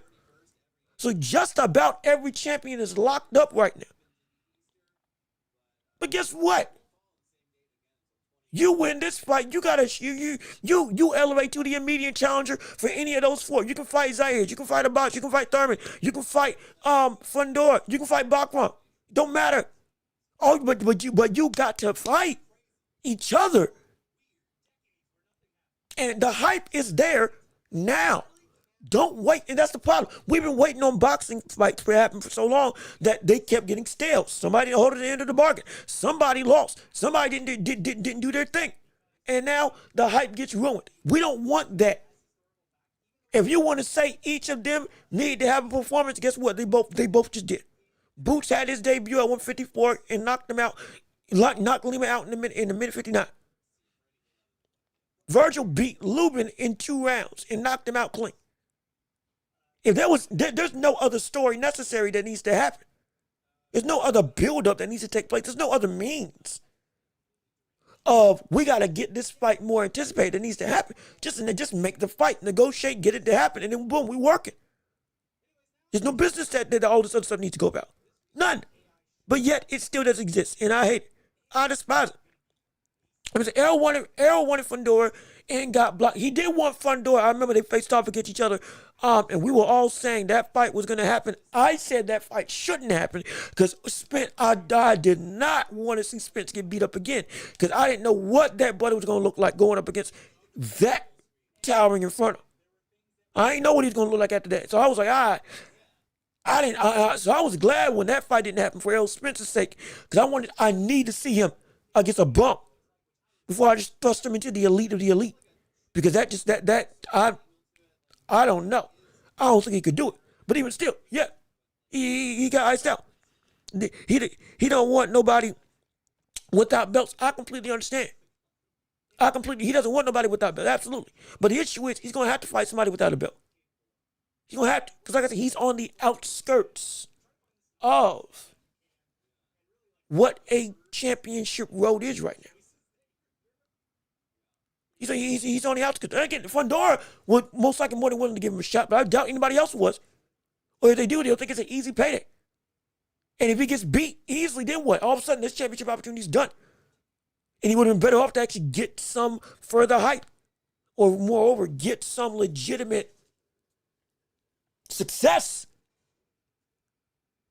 before going into the deep end. Because it ain't always, everybody ain't built just to jump into the deep end of a championship opportunity right off a long layup. Everybody can't do that.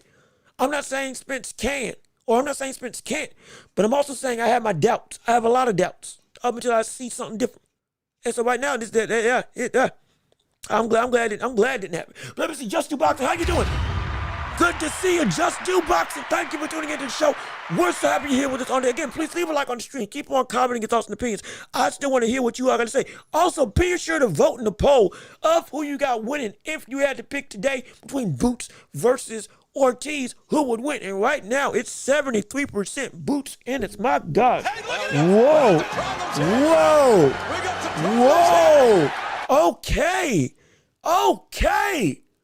We got ourselves some real, dang. It's overwhelming. Shoot. And you know what's crazy? Earlier in the year, I had said that the Boots moves up to 154. I think he can beat everybody at 154. The biggest struggle would have been Virgil Ortiz, and that's close to a 50-50 fight. But I would say I think he can beat him. And people were saying that I'm crazy. All of a sudden now, everybody's picking Boots. Everybody. So I'm like, man, shoot, where was this support when I was on an island? Where was this support when I was all alone? Where was this when I was all alone? At least in my sentiments that it could happen. Not saying it was guaranteed. I was saying that would be the biggest struggle, but I think he could pull it out. Where was this support back then? My gosh. Let me see. Did you watch the Norman versus Haney face-off? Norman got the better of Haney. Norman got the better of Haney, got in his head. Yeah, you talking about the round table when they were like jawing at each other? Yeah. No, he got the better of him. He did. Because he was saying, hey man, come look at what he kept constantly using Floyd's mannerisms. In fact, I'm gonna bring that up later on in the show about that interview, because we still got a lot of people talking about this Boots Ortiz situation. So we don't want to mess up that mojo. But still, yeah, Devin Haney, he got frazzled. He got frustrated. He got mad. Because to some degree, not even to some degree, we saw this is something that you do emulate Floyd a lot of ways. From the standpoint of the way you talk, the way you go about it, the fashion and all that stuff. It's a combination of Floyd and Tank to some degree. Boxing skills, they're skills, but in terms of the authenticity, remember we talked about that a couple of months, I think it was like a couple of weeks ago. We talked about Devin Haney's authenticity as a fighter. He's not authentic to the degree that it feels forced of what he's trying to be and what he's trying to perpetuate himself as a boxer and as a fighter and as a person. Brian Norman called it out. He called it out. And Devin Haney got ticked off about it. Because it's true. It's true. But let me see. Bud wants belts. Spence wants belts. Charlo wants belts. Ortiz don't even want to fight somebody without a belt. Maybe I missed it, but I ain't seen him call out no one. And again, everybody wants a belt. Yes, I believe he has called out other champions in the division. Now, we've also been on this channel talking about and questioning, hey, Ortiz, where is your championship opportunity? Could you have an interim champ or be in a position to get a title for a hot minute? Either A, you're being avoided, or B, you ain't making the move necessary. We got to see something shake. We were saying that on this channel before. We've called that out as well. Or at least we've talked about it. As like, hey, just like we got frustrated with Boots, not moving in a manner of you're wasting time to some degree, not even to some degree. You're wasting time because you said you were going to move up to become undisputed at 154. And then you stayed at 147 and all this, what's going on, brother? What you trying to do? We called out Ortiz on the same thing. We think you should be having at least a belt opportunity by now with you having an interim title with it and you being seen as one of the most dangerous people at 154. And you're one of the biggest names up there. So it's like, where's it at? We have been saying it. And we still are saying, look, this is why we want you to fight Boots so much. Because after Boots, guess what? Everybody else's title opportunities is going to be done. From the sense of Fundora most likely have had his fight. Zayas and the boss will be unified. And next thing you know, Bakram, if that happens in early, what was it? Was it March or February? One of those 2 dates. It was either January, March, or February that fight was being discussed. But boom, everybody will be done. And you can get a fight in the late summer for a championship. Right? It's right there for you. If you just take the move like you need to move. That's why we want this fight with Boots so much, because that opens up that window for both of them to go after titles and to potentially go on a run to clean out the division. That's what I'm waiting on. That's what I want. That's what I want. Absolutely, that's what I want. Let me see. But I did tell the Ortiz and Boots fight is not going to. Well, you did, and like I said, right now, we are all on pins and needles that the fight is concerned that it might not take place. Again, it just happened. They did call each other out. We're going to see how negotiations go behind the scenes as time goes on. We will. But at this point, yeah, you doggone right, we are very much in a concerted effort. We are very much on pins and needles because we don't want this going away and going awry. Because if it does, it's like it's a wasted opportunity. It's always problems with this guy. He just wants easy fights, and and this guy is starting to become worse than Boots. We hope not. We hope not. I'm hoping and begging. My gosh, if I see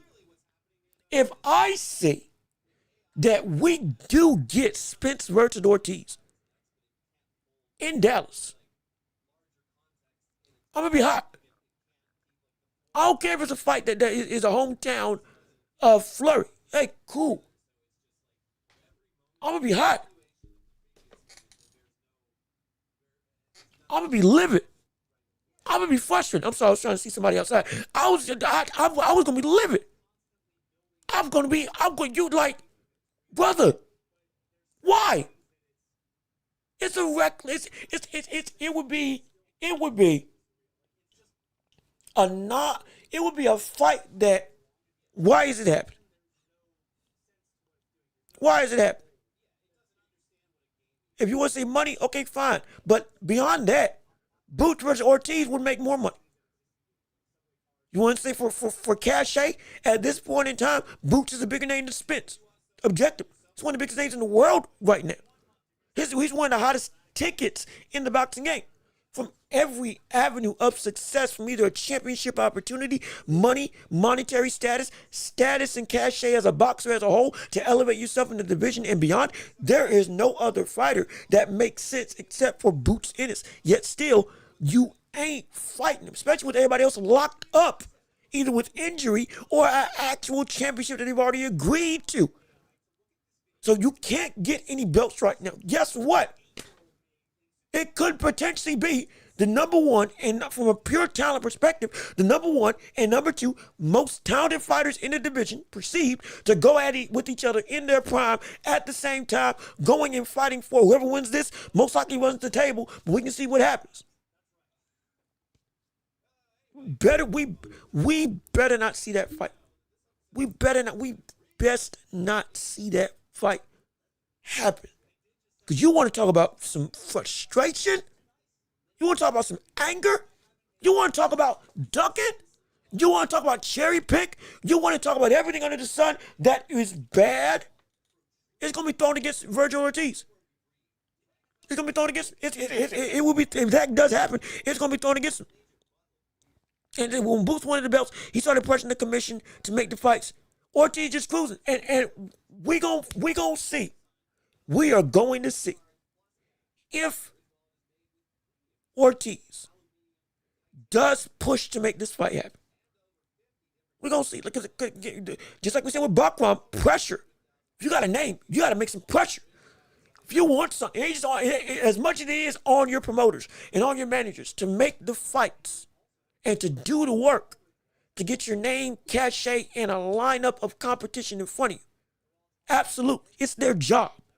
But at the same vein, you as a fighter got control of your career as well. You got to make some noise to the public as well as to your people to go where you want to go. You got to make some noise. Even when they were saying that when Jared Anderson fought Bacoli, his own promoter was saying, hey, you shouldn't be fighting Bacoli. You shouldn't go after Bacoli. Jared Anderson was the one that went and said, nah, I want to fight Bacoli. And he forced that fight to happen. He got beat, but he forced it. His own voice made a move to cause his career to go in another direction. He forced that fight to take place because he wasn't taking no for an answer. Internally. He asked for that fight. He asked for the challenge. He committed to it. He, regardless of the result, he made stuff shake and change. You can do that same thing. Ben Rodriguez has not been moving this quickly as a championship caliber fighter for nothing. More than just his talent, he's been actively pushing the issue to get himself fights for titles. He hasn't been ducking anybody, and he's been legitimately moving like that to cause his management to get these fights done. In a way, same thing. Benavidez, same thing. Usyk, same thing. All these people, Terrence Crawford. You got to make some noise if you really want to both give the public an understanding of where you're trying to go and to give your own team and your own promotion a clear line. Hey, you better give me what I'm looking for.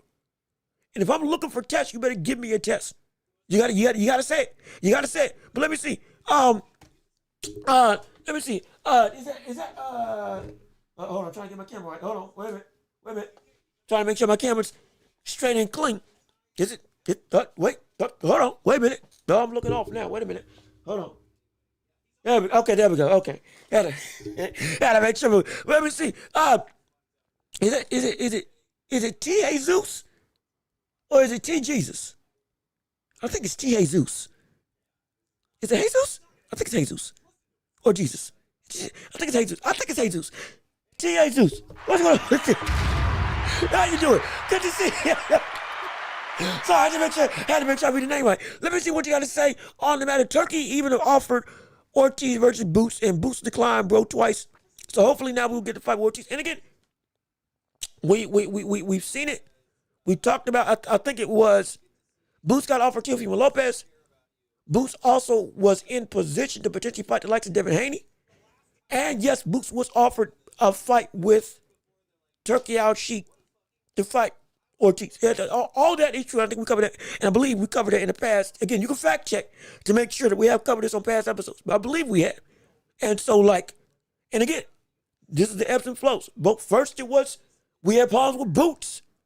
Absolutely. And now we got problems with Virgil Ortiz because the way that he's talking and potentially not moving as this fight looks to be a no-brainer, but it's still frustrating. Bakram's being avoided by everyone. No one calls him out. Yeah, nobody calls him out. Absolutely. But like I said, as much as he is being avoided, it's also a sentiment where Boots did call out Bakram. He did. Boots did call. I gotta give him that. Boots did call out Bakram directly by name. He ain't pronounced it right, but he called out Bakram by name. We can at least say that after his fight with Lima. So we can say that. But just like I said, though Bakram has not been called out, and it has been avoided. He also hasn't made no noise in his own right to the degree that is necessary to make it so that he isn't able to be avoided anymore. Because again, he's got a belt. You shouldn't be this much secluded, and you have a championship. It should be that you're able to, you can call stuff and make stuff happen. And again, gotta make some noise. That's the biggest thing. Backwam ducked Dion Willis. He was the manager. Was he? He was the manager. I'm gonna check that. I'm not sure. I'm gonna check that. I'm gonna check this to make sure. ain't nobody worried. Say ain't nobody. Look, I don't know if anybody ain't worried. I don't know if anybody isn't worried.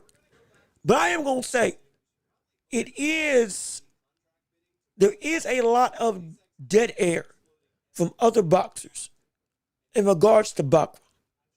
It could be that he was, again, Tim Tszyu was the biggest fight that has people on pins and needles about, oh my gosh, this man's a monster.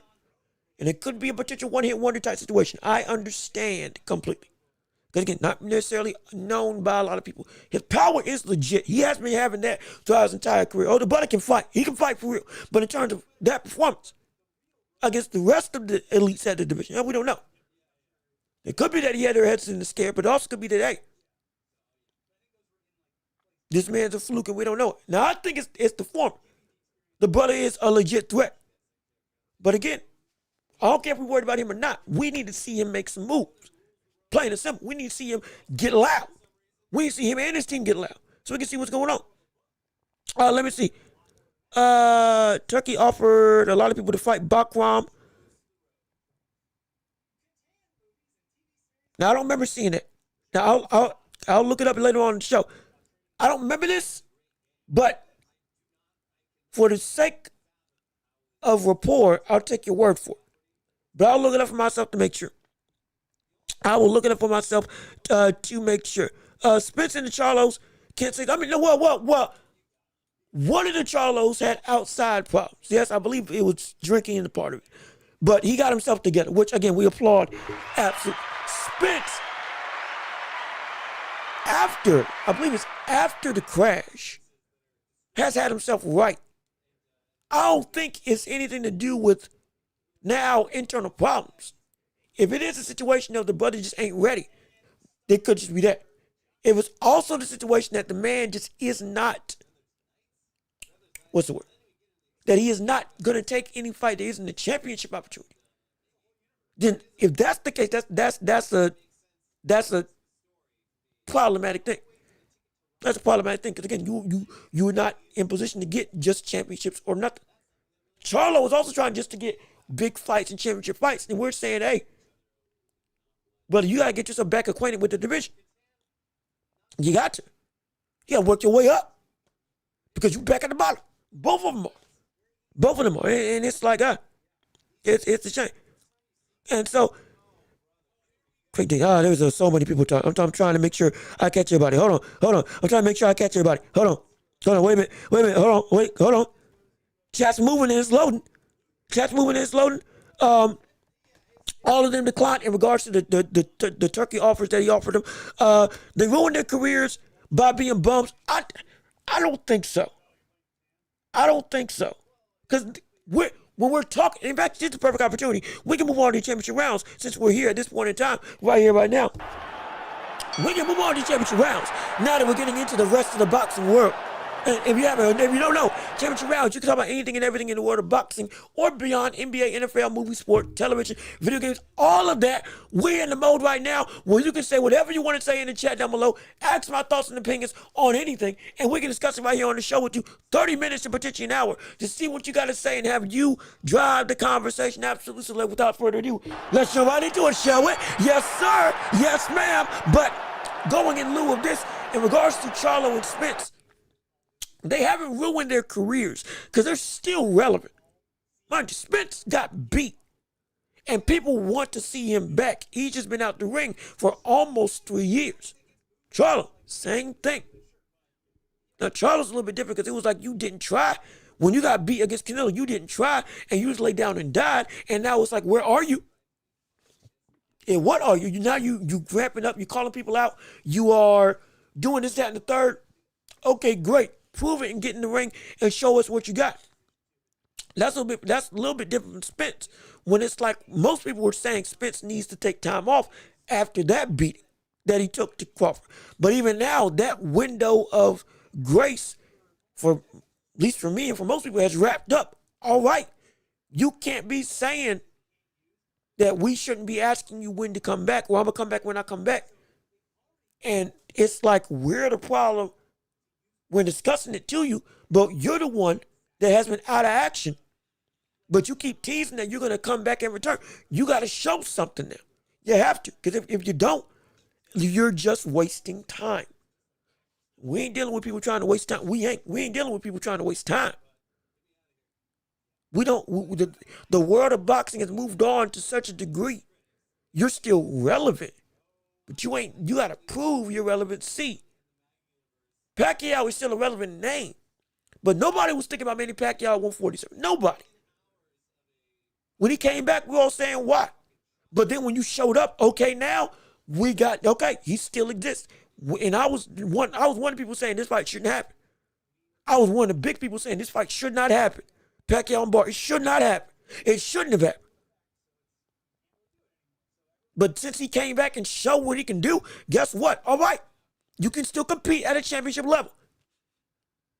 Now you got rolling potential opportunities. Now you got a rematch from Mario Barrios. Now you got potential if you get a fight, Devin Haney or Brian Norman. Who knows what's going to happen afterwards? We don't want to fight with Lomachenko, Ryan, or dare I say Floyd Mayweather. It's being talked about. I don't want to see that fight. We want to see you against active people since you showed you could fight against an active champion. We need to see Spence do that same thing. Not saying he's got to fight at the championship level, but just fight. Show us what you got now, and then we can give you a just due of, okay, this is where you are, and this is what we want to see going next. That's it. Plain and simple. But their careers ain't bums. But their careers are on hold in a bad way. And it's starting to be, you might as well just end it in terms of the career. Because it's been too far gone out the ring and you might not be the same anymore until proven otherwise. So at least that's me. And so, let me see. Deion Williams beat Bakram in the amateurs. He already lost. He already has a loss. If you count pros or whole career, and pros matter the most. I mean, like, yeah, pros matter the most. Yes, because I think you had Tyson lost to old boy in the amateurs before his stint up to, I forget what his name was, but Tyson lost to somebody in the amateurs before he came to the pros, and then when he got to the pros, he knocked him out clean, like dominant, and because he was the way better fighter. So I don't know if that is a great means to say somebody's ducking, because with all due respect to both of them, what we've seen Bakram evolve into versus what we've seen Deion evolve into. Not saying he ain't got talent. I feel like there's a clear discrepancy of who's the better guy at this point in time. Now, if they fight against each other, okay, fine. Great. Grudge match has a story, great. Lean into it, make it happen. But I don't think at this point we're saying Bakram's going to be ducking. At least as of right now. At least not against Deion, based on where he's at right now in his career and what other people have done. And so, I wouldn't be mad to see the fight, but like we're more focused on Bakram against the rest of the people that have a belt and are at the top 10 or top 5 more so than anything. And so, but let me see. Trying to read. The problem is nobody wants to unify at 154 except Zayas. Even Fundora doesn't want to unify against Bakram. And like, I feel, now again, most people were saying that Abbas is the weakest champion at 154. If anybody was going to get unified against or attempted to get unified against, it was going to be Abbas by the other championship caliber opponents. And so Zayas, the question is, because we think Zayas is going to win. If Zayas wins, well, he's the closest in line to become undisputed. Does he truly go after working to get a shot at to get undisputed around his waist? Or does he risk not risk, or does he not risk it? And does he just sit after getting the belt, if he gets the belt, and just fights, not necessarily for titles against good people, but not like continuing to run? We can see, I dare say, we can see this man by 25, by like 26, become an undisputed champion if he really wanted to be about it. If he really wanted to be about it, and if he fought 2 times a year, he's what, 24 right now? What is he, 24 right now? How old is Ennis? How old is he? He is 20, I think he's 22, 23. He's 23. So by 25, 26, if he fought 2 times a year, he could be in a position to get an undisputed title shot. If it was unifying with the boss and then going through and takes defends the belts, boom, that's 24. And then goes through, gets another belt, defends the belt again, it's 25. Then by the end of that year, when he's 25, he can fight for the title. He can fight for the last championship, whether it's against Backwam or anybody, and then become undisputed. So by 25, he could be a world champion if every other fight was a championship gaining fight. One defense, one further unification. One defense, one further unification. Next thing you know, hey, I'm champion. I got every belt. He could go that route if he really does commit to it. But again, we're going to have to find out. We're going to have to wait and see as his career unfolds. But yeah, a lot of somebody said it best, a lot of the division, I can't remember who, but this ain't my word, somebody else said this. The division is like a ticking time bomb that is waiting to explode. One match, it might have even been Showbiz the Adult, that might have said this. Or it could have been somebody else. Again, I'm not taking credit for this saying, but it's a saying that rings true. This division is a ticking time bomb where if one fuse goes off, everything goes off. But everybody ain't doing anything because everybody's a threat. And nobody wants to blow up. But everybody's saying, yeah, I want to fight everybody. So the division's steep. And the division is laden with talent, but my gosh, there's some stagnation. Why? Because there's somewhat a level of fear and somewhat a level of movement and somewhat a level of just politics. Which again, it's the worst reason why we always don't get fights to happen. Shame. Real shame. But that's what we're dealing with. Zayas also does one. Oh, Zayas called out Backwam as well. Great. Phenomenal. Good. Put some pressure on the brother. Make it so that he's got to go fight one of y'all. I love that. Because we still, and again, at some point in time, we don't want jawing, we want action. And this is why this fight with Ortiz is so important with Boots. Because we don't want just jawing at each other. We got to have at some point in time a level of action being done and committed. Can't let this go awry. We can't let this type of big division situation with a big time fight go at the wayside. We can't let it happen. We can't at all. Because if we do, it could potentially stifle the rest of the division.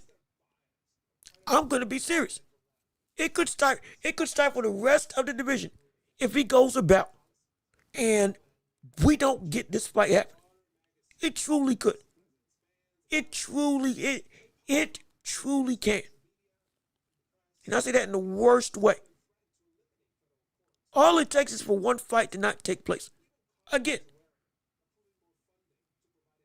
when Tank stopped fighting great competition after he fought Ryan Garcia, the rest of the division went cold or moved on or went out as a whole. That's what happened. That is what happened. It went out as a whole. The fire at 135 started to fizzle out because the biggest piece that needed to move stopped moving. And the biggest opportunities that all were setting in motion went stagnant.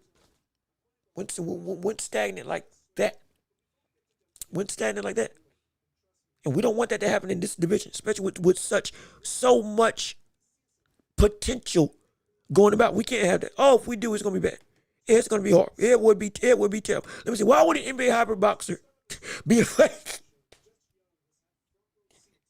Be afraid of small. Hey, look, you asking the wrong brother. You gotta ask them. Don't ask me. Let me see. Brian Norman is very good with words. He just flows when he talks. No, he does.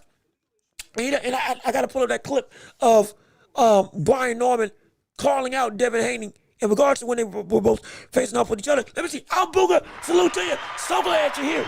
Appreciate you tuning in on the show. We're so happy that you're here with us, joining in on us today. Ortiz's team doesn't want to fight. It sucks, but what can we do? Well, we can make some noise. Hey, real quick, understand this. If you feel that Ortiz and his team are not moving like they need to move, like I said, we saw what his promoter did, or we saw what his manager posted. Spence versus Ortiz, biggest all-Texas fight. Boots and Charlo co-main, make that fight happen, and the winner fights each other.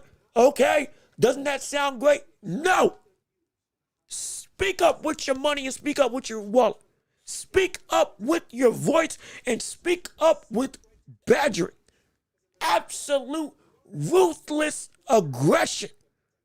To quote John Cena, when going about and making your voice known and making your opinion felt that we don't want this fight at all. Hey, look at this. We got the problems here.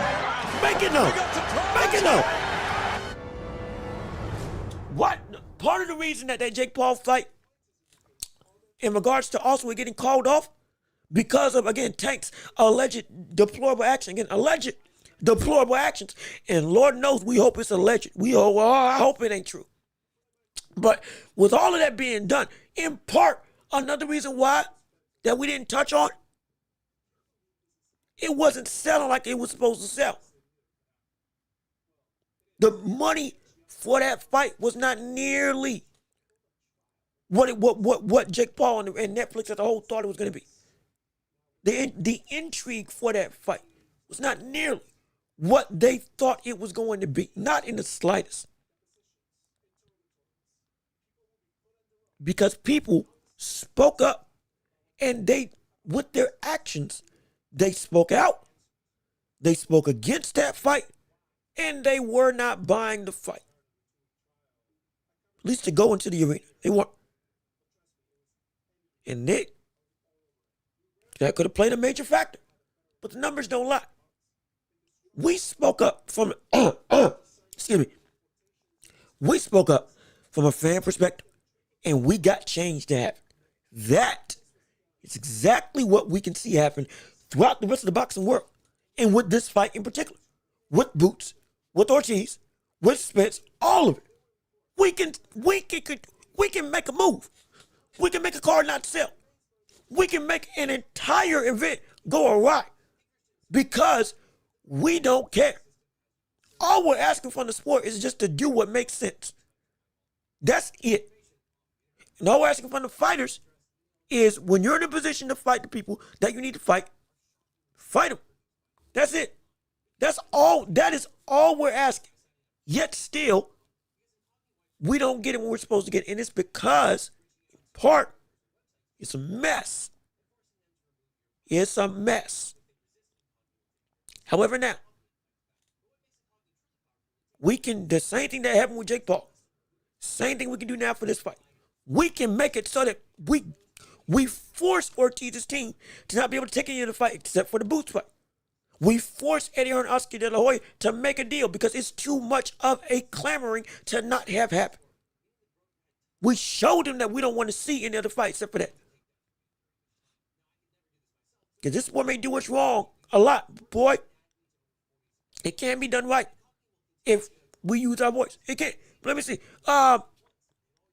Boxing Mess about what's going on with you. How you doing? Good to see you. Thank you for tuning in. If this is your first time, hey, hopefully you subscribe to the channel. Hopefully you're leaving a like on the stream. Helps out the algorithm, absolutely. But let's see what you got to say on today. Charlo is available, but Boots is ducking. Now, I don't know if Charlo's ducking Boots. I'm going to say that right now. Again, I don't think Charlo should go anywhere near anybody in the top 8. Top 8 to top 5 until he gets in the ring again and shows what he can do. That's my opinion at 154. That's my opinion. I know he's calling out a bunch of people. I don't think he should be going and fighting anybody because I don't think he's a good chunk of people he's going to get put to sleep by. Boots being one of them. Ortiz being one of them. Shoot, Fundora being one of them. In my opinion. Because as of right now, what the last time we saw against Canelo was not good. Now, Canelo was a bigger fighter. Fine. But since then, back in your own division, you ain't shown nothing different because you ain't been there in the slightest. In the slightest. Whether that's because of your own actions or because, like you said, I think in a video, hey, things out of my control weren't letting me back in the sport. Now I'm back and now I can be what I need to be. Fine. Whatever the case, you're still in the same boat as Spence. You ain't proven yet. Now, in this version of this division, because everybody else has gotten better and you've stayed stagnant to some degree because you've been unknown. We don't know what you are. Come back again. I don't care if it's against a bump. I don't care if it's against somebody like Lima. Come back and fight somebody low level for me to show me what you still have. And then, now you can go. And we can talk about you in the other vein. But I'm not going to talk about you in the veins of Fundora, of Spence, I'm not going to talk about you in the vein of Boots, of Virgil, of Fundora, of Bakram, of Majimov, of anybody of that kind, of Zayas, until I see what you can do at the lowest of lows. Because right now, that's where you are. From the standpoint of working your way back up. Your name is big, but you're unproven at this evolution in the division. Because this is a different division. This is the deep division.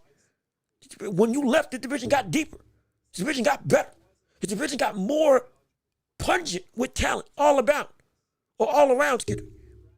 And abound with potential that wasn't there when you were there. Not because your division, when you were there, the division was bad. No, it's there's a spotlight on it for good reason. And you had just been out the picture. That's all. So where are you and what are you as a fighter? We don't know. And I'm not going to put you on that level yet to get in the ring with them up until you do. Nobody's talking about Charlo versus Boots, not because that wouldn't be a good fight, but because that fight is not something that is pressing. And most of us feel that Boots is leagues above Charlo right now. If anything, just because he's been in the ring.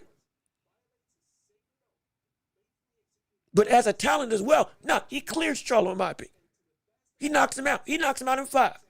If they fought against each other immediately, he knocks him out in 5. He knocks Charlo out in 5. That's how I feel about Charlo right now. It wouldn't even be close. Because there ain't nothing proven.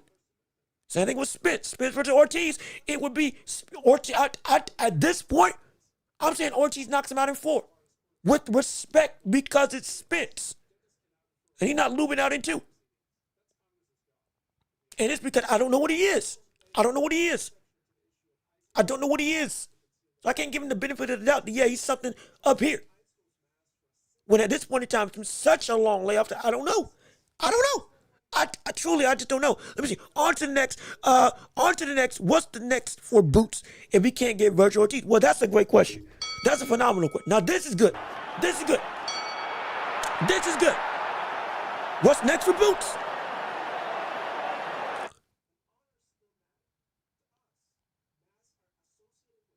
If he can't get Ortiz, I would love for him to fight Majimov. If he can't fight Ortiz, and we want to see him further get tested, I'll let him fight Majimov. If he can't get a belt, and all the other belts are locked up, Majimov. Answer the questions of how you deal with a mover that you weren't able to answer definitively at 147. And you deal with Majimov better than Virgil did, that further elevates your cash. And like y'all was saying in the chat, hey, Charlo versus Boots, make that fight fine. Sure, it would be a big spectacle. I'm not doubting the marketability. But again, for me, I want to see Boots show me something new every time out. I want to see, because at this stage, I'm not looking for him just to get a big bag. I'm not looking for a big event from Boots. Because he's reaching the point where he can get big events on his own, at least to some degree. It's starting to get there. But I'm not looking for a big event, per se. I'm looking for a test. I'm looking for something to prove what you are. And the biggest X factor in this division, we've been saying this for a while, has been Majimov against Boots specifically because of how Boots struggled against Sugarjon at 147 in both instances. With also off the back to what Virgil Ortiz did, if you are able to beat that style more definitively than Ortiz and Crawford, guess what? That's incredible. And it will put to bed one of the struggles I've had with you as a fighter. Can you deal with people that are hard to hit and not get annoyed and be able to fight even more cleanly? The last time you were getting touched when you shouldn't be getting touched and you were struggling. You were.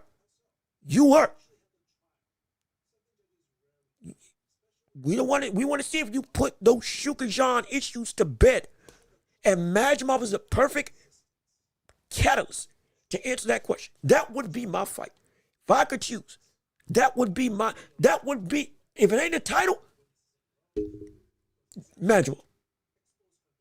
If it ain't a title, it's Majimov. Because I need to see what you can do.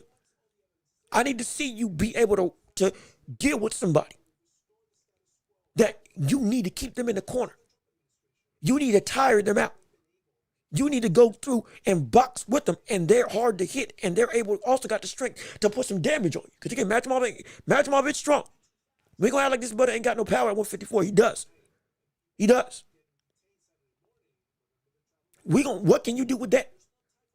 How do you deal with annoyance at this stage in a similar vein? We've seen you be more poised. We've seen you be better off. But we've also seen you in your last 3 fights fight against people coming forward. David Avenesian, Stanionis, and Lima.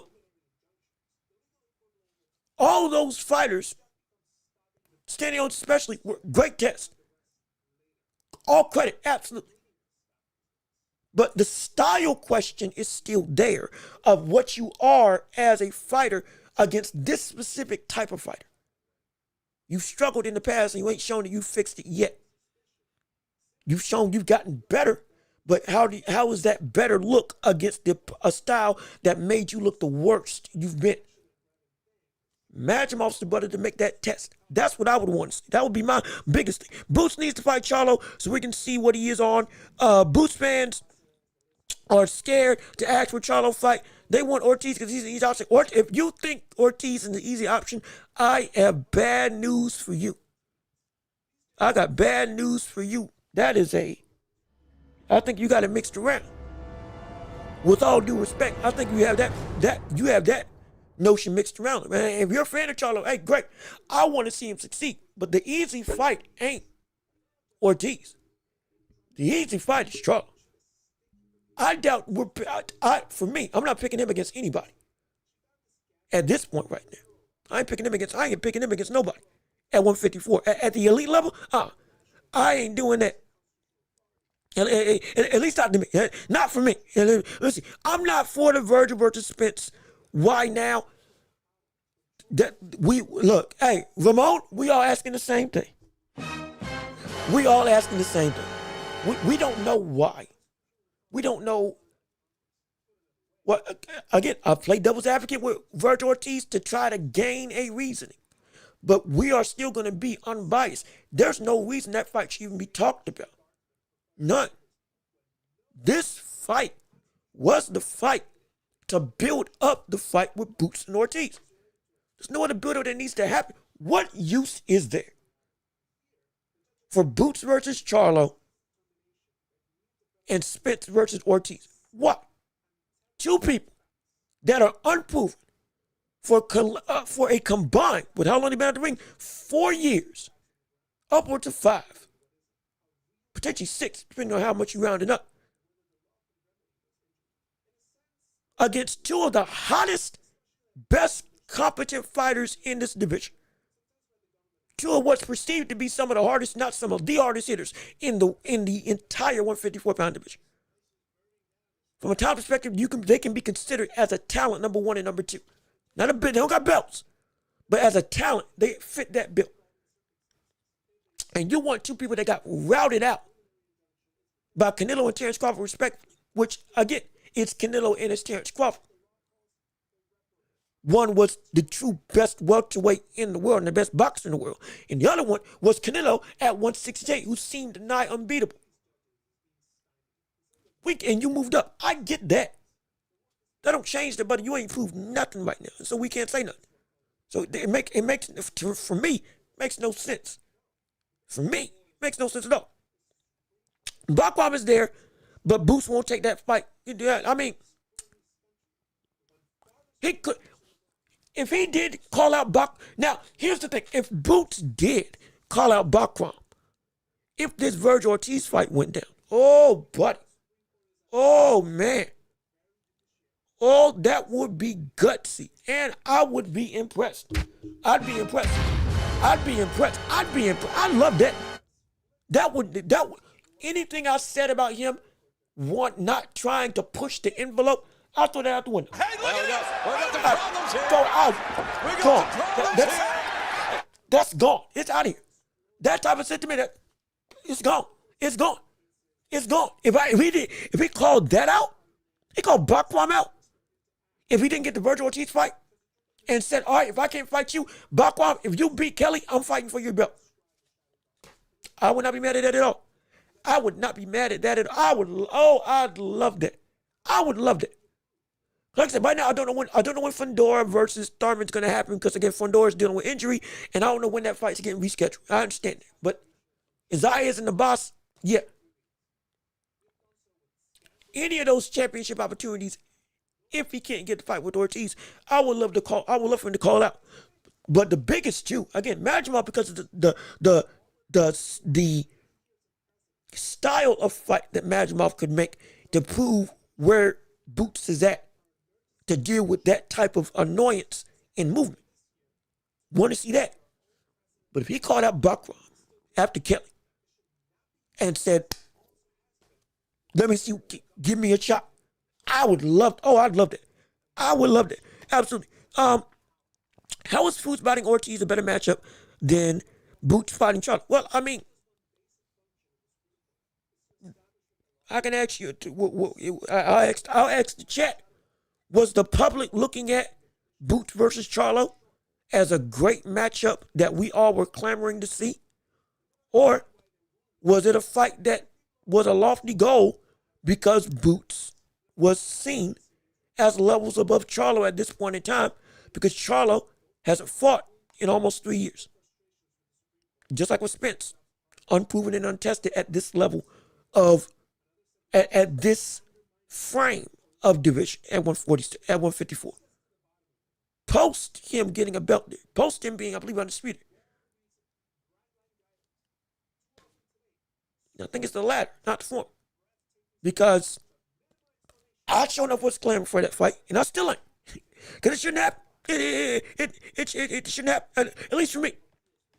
Now, listen, I mean, you saying Boots should fight Charlo? Like, it would sell. But again, like I said before, I'm looking for test more than I am just for a big,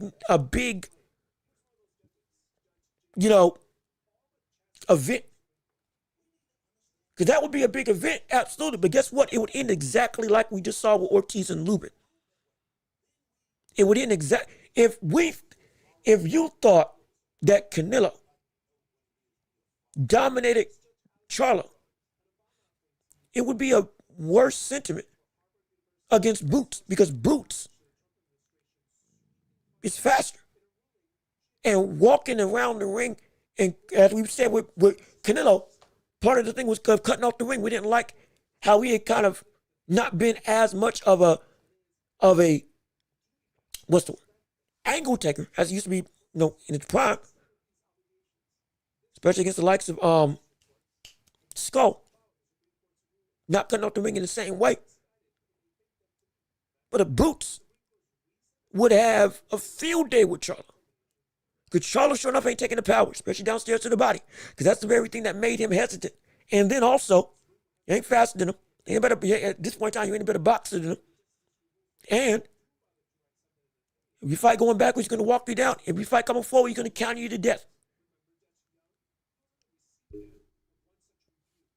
In every facet, Charlo gets walked against Boots. In my opinion. You might feel different. He gets walked against, he walks Boots out the ring and back to the locker room and back home for a potential another 3-year layoff. He washes Charlo if he fights him. That's where I'm at with Charlo. He washes him. And see, I actually don't hate the Charlo fight if Boots can't get the Ortiz belt. It can't get Ortiz or a belt. And again, like, difference of opinion. And I get it. I am not denying that it wouldn't sell. I'm not denying the spectacle would be spectacular. Charlo talking his talk, Boots going and doing this thing, getting better as a trash talker. Can I tell you, Charlo, when he isn't trying to act all respectful, he can sell a fight, absolutely. The intrigue will be up here.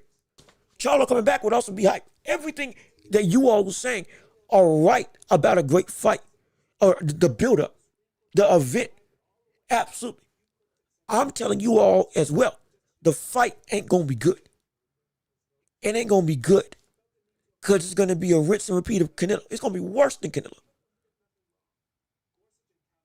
I just say it'll be more exciting because Boots will be able to do worse damage because he's got quicker hands and he's more active to use volume once he's got you in the corner. Because Charlo's going to do the same thing that he did against Canelo. He's going to feel the power. He's going to see the speed in front of him now.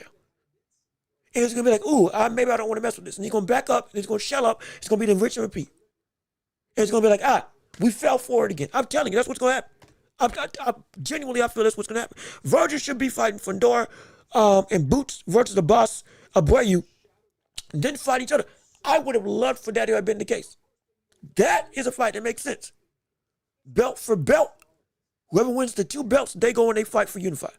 Now again, Zayas is taking the opportunity, taking the role, trying to get a belt around his waist. No problem. No problem. Fundora, whenever that fight happens, getting a belt, no problem. Like I said, it's moving. The division is moving. It is moving. The division is moving forward. This would be a make sense situation. You fight X, you fight Y. Both of y'all are on the same card. And then if y'all win, y'all fight against each other. That is a situation where, yeah, that makes sense. That makes sense for me. Absolutely. In this context, yeah. Could it be a title for title and then leading to a unification? At that point, it's the best versus the best. Champion challenger. Next thing you know, winner is unified. Plain and simple. And when they face off against the other winner, no problem there. Sadly, that ain't what it's going to be, but that's what I wish it was. Virgil will probably fight Fundora next. We'll see. Like I said, we'll see. Boots struggles to cut out the ring. Yes, he does. What do you think? Talma versus Franklin. Ooh, yeah, I forgot. That fight did get announced right here on, I believe that was on the Ring magazine.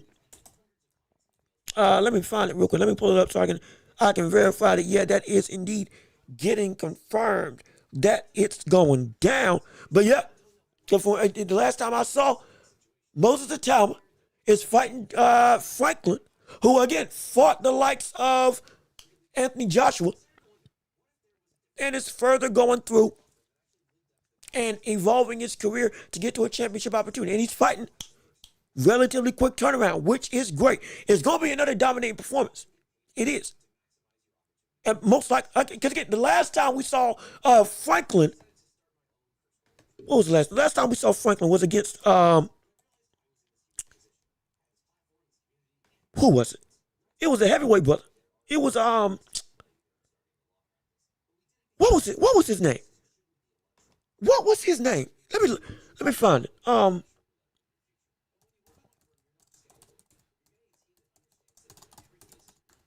on.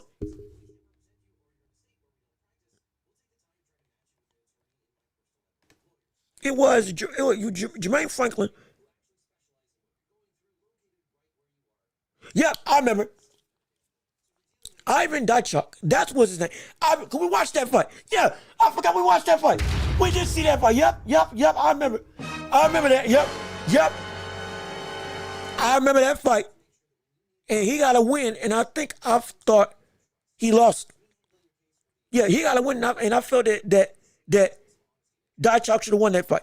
I believe I felt that Dychuk should have won that fight. I definitely felt that was a fight that was a robbery.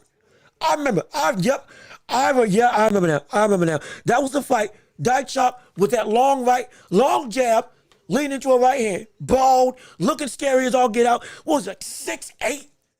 He was like a legit 6'6" to 6'8". Looked scary as all could be. Had power and had some pop. Was undefeated at that point in time, 15-0 with what was it? Was it 10? Was it 10 knockouts? Was it 10 knockouts? No, 14. 15-0 with 14 KOs on his resume. That's what it was. Yeah. I remember that fight. I remember. Yeah, Thomas putting him out. No. Thomas putting him out. Cause see, again, Anthony Joshua could have knocked out Franklin, but he was still in the evolving phase of getting out of being so fundamental that he was scared to use his power because he was scared to get hit. Remember that. We called that fight. And Dychuk, crazy enough, started to went away from the thing that was actually landing on Franklin, which was the 1-2 power straight. Most of the time, I ain't making that mistake. If something works, he's gonna go back to it, and he's not gonna be scared to throw, and he will outbox you. That fight's gonna probably end in less than 3 rounds. I guarantee. I guarantee. What? I guarantee. If this was a fight that he was looking for rounds in, I don't think this is the right fight. If this is a fight we're trying to get some more consistency in the amount of time he's in the ring with, this ain't the fight, because he's going to end this fight early. He's going to end it early. He's going to end it early in a bad way. He's going to end it early and in a bad way. I mark my words. Mark my words. If you thought Dillian White was quick, but just wait and see. It might not be as quick. It'll be more destructive. It's going to be more, watch. Franklin ain't got a chance in the world against a Tom. Not a chance in the world. Not a chance in the world. He's too much of a sloppy infighter. And he is too open to be caught in between exchanges. He's too open. And also dealing with a consistent link and reach disadvantage, He still goes about boxing taller and bigger fighters in a way that most of the time it fits him perfectly. Because most of his jab and his 1-2 is way too quick, and it will set up the hook when you try to go and, like he was doing against the Dychuk fight, ducking down and landing with the hook up. You get caught with the hook of your own right when you thought you were going to get something. And now you're gone. Now the hook leads to an uppercut. Next thing you know, you on the ground. What's going on? What's happening? That's going to be Franklin. I guarantee you. That's going to be Franklin. I'm excited because he's keeping active, staying consistent, not just waiting on opportunities. He's still keeping his wits about him. And facing off against people who have been against world champions before, which is good. Which is really good. Keep that train going. But I'm telling you, it's going to be quick. It's going to be quick. It's going to be bad. My thing with Charlo is that he was undisputed at 154. And his loss was outside the weight class. Good for the storyline. You're right. He's undefeated at 154. And the loss was against Canelo. It is the fact that the lengthy time of you out of your division and just out of the sport breeds real concern. Spence, his only loss was at 147 against what is now one of the 10 greatest boxers I've ever seen in my life, and Terrence Crawford. So I'm not holding the loss against him. Well, for Charlo, yes, I am, because again, he didn't try. He didn't try. There's a difference. He didn't try. He did not try. Spence tried. He just got whooped. It's different. But even if we want to say don't hold it against him, okay, fine. Because the caliber of who you lost against is worthy of respect. It's the fact that since then, it's been MIA. MIA. And the division has seen growth and growth and growth. And the last time we saw you was at this level against somebody. I don't care if it was, I do care that he was at a higher weight class. But take away the weight class as a whole, Canelo was a better fighter. We're still seeing Canelo as a pound for pound top 10 to top 8 fighter now. When he faced off against Charlo, he was higher and he was better than he was against, than he's been as the decline went on, though it was amongst that decline of Canelo. Still. But that's that the Canelo caliber talent we saw you get absolutely wrecked against.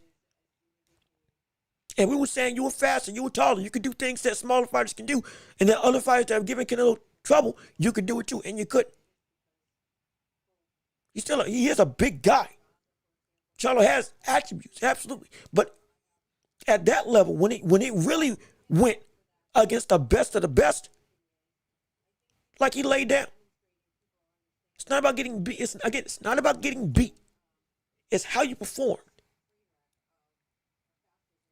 Oscar Valdez got destroyed by Emmanuel Navarrete 2 times. But he made those fights. We saw what he was trying to do in them fights. I can pinpoint things like the straight right that he wasn't using nearly as much that he could have used to make for a better opportunity. The matchup was just a nightmare, and he beat him. He got beat, plain and simple. But we aren't looking at that fight, and we're not holding that as, oh my gosh, Oscar Valdez, I can't trust him. I don't know. Because how you performed, we saw not just the effort, but respect. You just got beat by a better brother, and you gave everything you had. I ain't got no issue with it. Isaku's got beat by Tank. That's what he gave it all he had. Charlo, with the biggest opportunity in front of him. This was, again, he was undisputed at 154. This fight with Canelo was bigger than that. From a opportunity standpoint, it was. And it isn't often. The belts mean everything. Absolutely. Up until there are instances where something can eclipse it. An event can eclipse it. A fight, one name of what the potential would be can eclipse it. Crawford has been 2-time undisputed. The win against Canelo, even if it wasn't for undisputed, would have still been right up there with the undisputed acclaim that he gained at 140 and 147. Was it 135, 147? Whatever 2 divisions he got it in. The Canelo win would have still been right there because it was that much of an, oh my gosh. Some things meet the standard of the undisputed caliber without the undisputed belt attached to it. Charlo had that opportunity in front of him, and the brother didn't do it. In fact, he quit. He fought like he took the paycheck. I mean, he didn't even attempt to try to do anything to turn that fight around. And because of that, we see the caliber of talent now at 154. From when you were there versus when you weren't there. We're saying there's some people out here now that, like, we could see that potential same performance again. If you feel in that same behind the 8-ball situation, you won't even try until you show me different, which right now he ain't, because he ain't in the ring. So I don't know. That's my, that's where I'm coming from. I can take a loss. I can't take it when you quit. I can take a loss. I can't take it if you don't even try to perform when you're at the best competition possible. You just lose. Okay, you lost. But if you don't try, that's a whole nother conversation. That now shows me, okay, there's a certain threshold where if you feel that outmatched, you won't do nothing. You won't even attempt it because you don't want to be embarrassed. That is just inexcusable. That's inexcusable. Yes, I think Backwine would KO Ortiz if they. That's a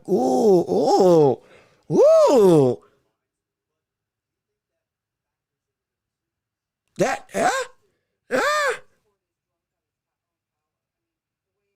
he could. I don't think he would, but he could. I'd say if they fought, he would knock him down. He would knock him down. He would definitely knock him down. If they fight, he would knock him down. If Belichick can knock him down twice, probably Backwine can knock him down twice in that fight. Man, but that's gonna be it. I don't know about knocking him out. I don't know if he would knock him out. He would hurt him. I don't know if he would knock him out, and I think Virgil will be able to come back and win. But that would be a good fight. Oh, that would be a good fight. Ortiz style suits Backwine like it does, but at the same vein, if we're going off the Tim Tszyu win as the biggest win in his career that got him the belt, that fight, Tim Tszyu had no response to the offensive firepower, in this case the countering, and then just brute force ability of Backwine when he fought against him. I can't say the same thing for Ortiz if he fought against him. Ortiz would have some answers to get around. If Backwine did that same thing in the high guard, going into, hooking you around your guard and rocking you and hurting you, he would have some answers around it. He would be a better offensive weapon that could have counters and answers to what that very much destructive problem of Backwine is. He would. I believe he would. Not saying that his style still wouldn't be something that Backwine would be attuned to and able to compete with. Again, both of them are come forward warriors.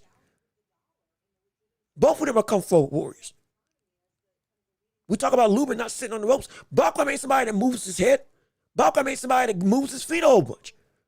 Backwine fights like a tree. And he's willing to stand and bank. Guess what? He gets the better of you. Every time. And so, it would also be a situation where Ortiz's style would fit what would be necessary to beat Backwine, as what we just saw with Erickson Lubin. Not saying that Lubin is Backwine, but I'm saying if he goes that same way, I'm going to stand here, I'm going to take the shots, and I'm going to try to counter back. Guess what? That can end just as quick as the Lubin situation if you ain't careful. It can end that quick for Backwine. But I don't think that fight is going to, but I would love to see that fight. But I don't think he knocks him out. But it would be a definite on the table type situation. Let me see. The Thurman fight won't be it won't be rescheduled. Wait a minute. Hold on. We got some problems here. It's not gonna be rescheduled. We got some problems here. Dang. Shoot. I did not know that. I'm gonna look that up after the show. Are you sure it ain't gonna be rescheduled? Dang, if it ain't, shoot. Dang it. I hope that this is a rumor. If you're saying it, most likely it's true. I'm going to fact check it just to make sure, but dang, shoot. I really hope that ain't the case. Let me see. That's why I say Virgil will fight Thunder. Okay. If that's the case, then that makes sense. All right. Okay. Let me see. Von Greenhill, what's going on with it? Von Greenhill, how you doing? Thank you for tuning into the show. Hopefully you're having a great day. Let's see what you got to say. Charlo and EJ are better off fighting Keith Thurman instead of Boots or Virgil, in my opinion. Yeah. For me, because it makes sense, because all three of them are in the same boat. Either one fight or no fight in however many years. 3 years or 2 years plus. So, that's the fight I've been saying I wanted to see for the longest time. Charlo or Thurman or Spencer Thurman. Spencer Thurman made more sense than any other fight in this division from the standpoint of there's literally no other option that would be as perfect as Spence versus Keith Thurman. One person coming back, one person trying to come back, both of them old or older, both of them having nearly simultaneous layoff time outside the ring. Both of them trying to get themselves into a championship opportunity soon because they want belts. Okay, fine. Beat each other. And then we see where it goes from there. Loser fights Tim Sue to stay relevant or to stay in that picture. You lose to Tim Sue, well, you way at the back of the line at that point. But it made you lost. If you lost, you knew where to go. If you won, we knew where you were going to go. And it made sense for where they both were in their careers. Why was that fight not made? That's what I don't like. That's what I wish should happen. It's Ben Virgil Eubanks fight week, but Espinosa and Kagi will be a sleeper card. It will. Like, all the hype is going to be on the Eubanks and Conor Ben situation. Oh, yes, it will. Yes, it will. Yes, it will. I'm telling you, that fight, if it lives up to the hype of the first fight, you better believe everybody's going to be on the same page. We care about that Eubanks fight more than anything. We care about that more than anything. Not because we don't value Espinosa, but because, man, the grudge match, and if it turns out like the Ben and Nigel Ben and Chris Eubanks Sr., when they rematched each other in a draw, oh my gosh. Brother, this could be insane. This fight, if this lives up to that type of history, like it did the first time, my goodness, we're in for a war. I mean a spectacle. Like, clear your calendars, because, man, that fight. Oh, that fight's gonna be crazy. But it's gonna be a crazy. Both of them fights are gonna be crazy. But I'm truly thinking that fight, that Conor Ben Eubanks fight, that's gonna have some animosity behind it. It could end quick, maybe, but it also could be that they go for broke. I'm talking about they lose a piece of themselves this time around. I'm talking they lose a piece of what they are this time around. That's how much violence I think we're going to see in that fight. That's how much animosity I think we're going to see in that fight. For real, I'm so serious. I truly believe, because there's some fights that in every fight, yeah, sure, you give up something. Yes, you gain something and you lose something in every fight that you're in. But some fights, no matter how much you gained, you lost more. Ali versus Frazier, their trilogy. Every fight took something out of them. Every fight took something out of them that they couldn't get back. Especially that third fight. Oh my gosh. Second and third fight was insane. The whole thing was insane.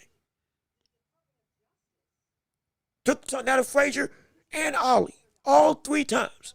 It's going to be the first fight and the third fight. Really are like, oh my gosh. But there's certain things. Arturo Gatti, war. Took something out of you. It stripped something away that you could not regain. It did something that you were never the same. Even Tommy Hearns versus Hagler in that three rounds of 3-minute war that was action-packed, arguably one of the 3 or 5 greatest fights in boxing history, though it was only so short. That fight took something out of both of them. Did. Intertwined them in history forever. And it stripped something because it was visceral in every capacity. Those types of fights leave something in the ring that it's there. And it's there as a cornerstone in time, but it's a stone that you can never get back.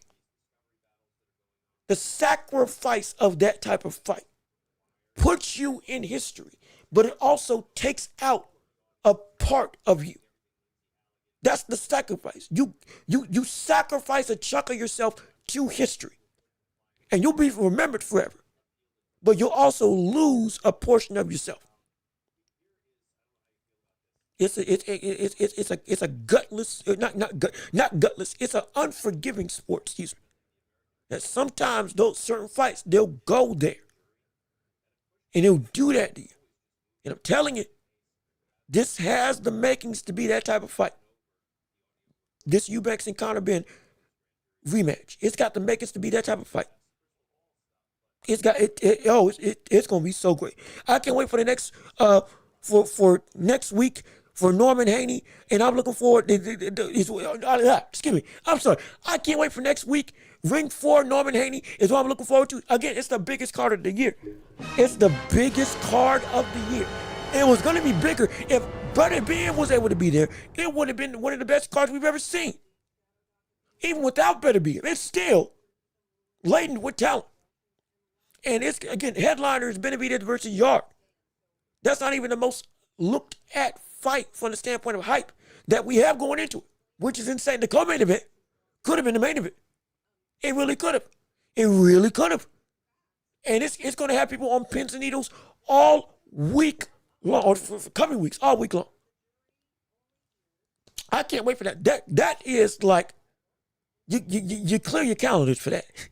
You absolutely do. If Bam loses his next fight, will you still regard him highly compared to the special fight? Yeah, of course. Absolutely. Like you understand, if Bam loses, it doesn't mean that he's a bad fighter. Don't mean it don't mean that all of a sudden he's absolutely washed. Yeah. Because like I said, he has been taking on huge names. Again, at 24. Again, he's 24 years old and he's undisputed. He already has nearly 30 fights on his resume. He's accomplished so much so quick. One loss from him, it's not going to bump him down where all of a sudden, oh my gosh, he's a bump. You can't, like I said, it's a different caliber. But Canelo losing to Crawford didn't bump him out of the top 10 for me. Bumped him down. Didn't bump him out. Because he still is that great. It takes somebody truly special to beat him or even upset him. Like, it would be ridiculous in terms of an upset if he lost. Absolutely. But I ain't going to say that this brother was all of a sudden washed. Or that he still ain't what he needs to be. It's still Ben Rodriguez. It's still Ben Rodriguez now. So, like, and again, you have to also understand, when I'm talking about Junto, when I'm talking about Inoue, and when I'm talking about Bam, all three of them, I said this with Inoue, but I'm saying it with all three of them as well. I'm not going to be surprised if any of them lose with the rate at which they're trying to accomplish greatness. I'm not going to be surprised in the slightest. I'm not. With the speed at which all three of them are attempting to really run the gauntlet and be great, if any of them lose, I'm not going to be shocked because, like, but they're taking on killers every single night to be perfect against people that are that good, legitimately that good, that consistently. It's so hard. It's so difficult. But if you lose, you lose. It happens. But it's not going to be that, oh my gosh, you still ain't you. It's still going to be, yeah, you great. You still great. I'm not going to unrate him or say like, he ain't nothing afterwards. Because he's still like, I wouldn't be surprised if we rematched him and beat him. And all of a sudden, he's a complete different fighter. Wouldn't shock me in the slightest. But I know the likelihood of him being undefeated most likely won't happen. Because somebody most likely, if it doesn't, great. But somebody most likely is going to get the better of him one day. If you're fighting this much at a high caliber, somebody's going to get you. Potentially. And I'm not going to say eventually. Because sometimes, yeah, you just can't get beat. But most of the time, you're going to get one day where somebody gets you. Because you're constantly testing yourself, which, what I love. That's what I love. Let me see. Junto versus Bam. How would you see that going? Ooh, that's a good question. Ooh, now, speaking of which, and talking about that fight, hold on, wait a minute. Hold on, wait a minute. Hold on, wait a minute. Stay here. Don't leave. There is a video I wanted to play In regards to that fight, where's it at? Where's it at? Let me get it. It just hit me. It just hit me. It just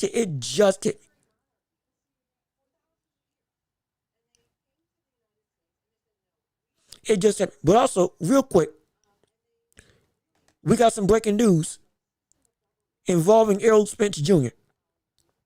Before I play the BAM clip, real quick. Hey, time out.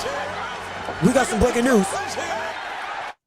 from Roy Jones Jr. himself. Let me play it right here for you all to see and listen to. We got some breaking news from Roy Jones Jr. As a matter of fact, I'm going to Dallas tomorrow to work with him a little bit, and I'll see where he at, see where we can help him get back to, because I do want to see him get back on that horse and ride again. Those fans at that fight the weekend, they want to see him get back on that horse and ride again. Yes. So if anything we can do to help him out, I'm going to go see what I can do to help get him back on the horse. And like I said, I don't have to be his trainer. I just want to help him get going and see what he can do. If he likes it, cool, just get back up. Sometimes we all go through these things, but the main thing is, can you get up from it? You're not judged by how you go down, it's how you get up. As a matter of fact, I'm going. And mind you, I thought he was going to say it in the clip, but this is in regards to Roy Jones Jr. is going down to Dallas tomorrow to go train Errol Spence. Legitimately. Like, I'm just finding this out. This is from their podcast, Hall of Game on All the Smoke, their fight podcasting platform. Roy Jones and Andre Ward doing the show. They do a consistent show together. And so he just broke this news. And so now, mind you, I was trying to find the Ben Rodriguez clip about his fight with Junto, but hey, there you have it. The return of Boots, or the return of the return of Errol Spence may be closer than we think. I'm not gonna lie. I'm not gonna lie.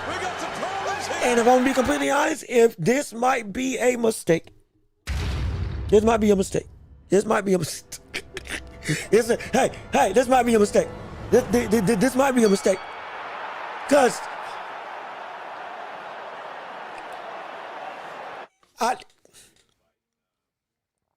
Spence, if you're trying to come back, and this is no disrespect to Roy Jones Jr. Do not let Roy Jones be the man to teach you some new tricks to the trade. Not because he doesn't know the sport, not because he doesn't know the game, but because you're going to end up exactly like Chris Eubanks Jr. if you go and try to do that same thing. I'm telling you right now. Don't. If he's there, have him there for support, have him there for some insight. Do not let him train you as a fighter, because he's going to train you to do some of the stuff that he did. And some of the stuff that he did, only he can do. He's teaching it to other people, but they can't do it at all. And with all due respect to Spence, you're one of them people. Dude, hey, whoa now. We've seen this story before. We've seen this story before. When Roy Jones gets his hands on a fighter to help them out, the intentions are great, and he does know the sport. But man, I'm gonna say this for me. If we want Spence to be able to be back to full form, I don't know if Roy's the man to help him out. Not because he can't, but because what he teaches does not work for everybody, because what he teaches worked for him because he was that great and he was that gifted. Not saying Errol Spence ain't great and Errol Spence ain't gifted. He ain't that. This could backfire. Again, Chris Eubanks. Jared Anderson. Remember, Roy Jones Jr. helped train Jared Anderson.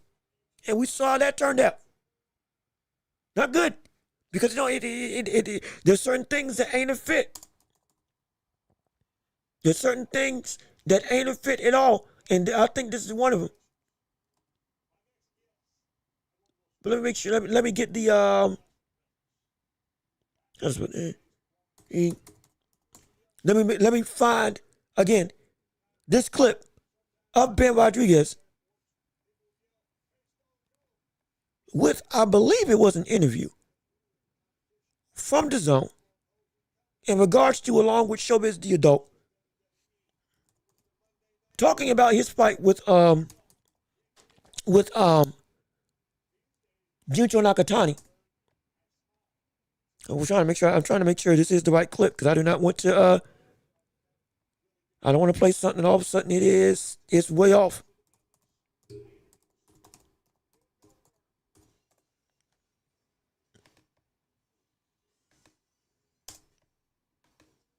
Give me a second. Hold on. The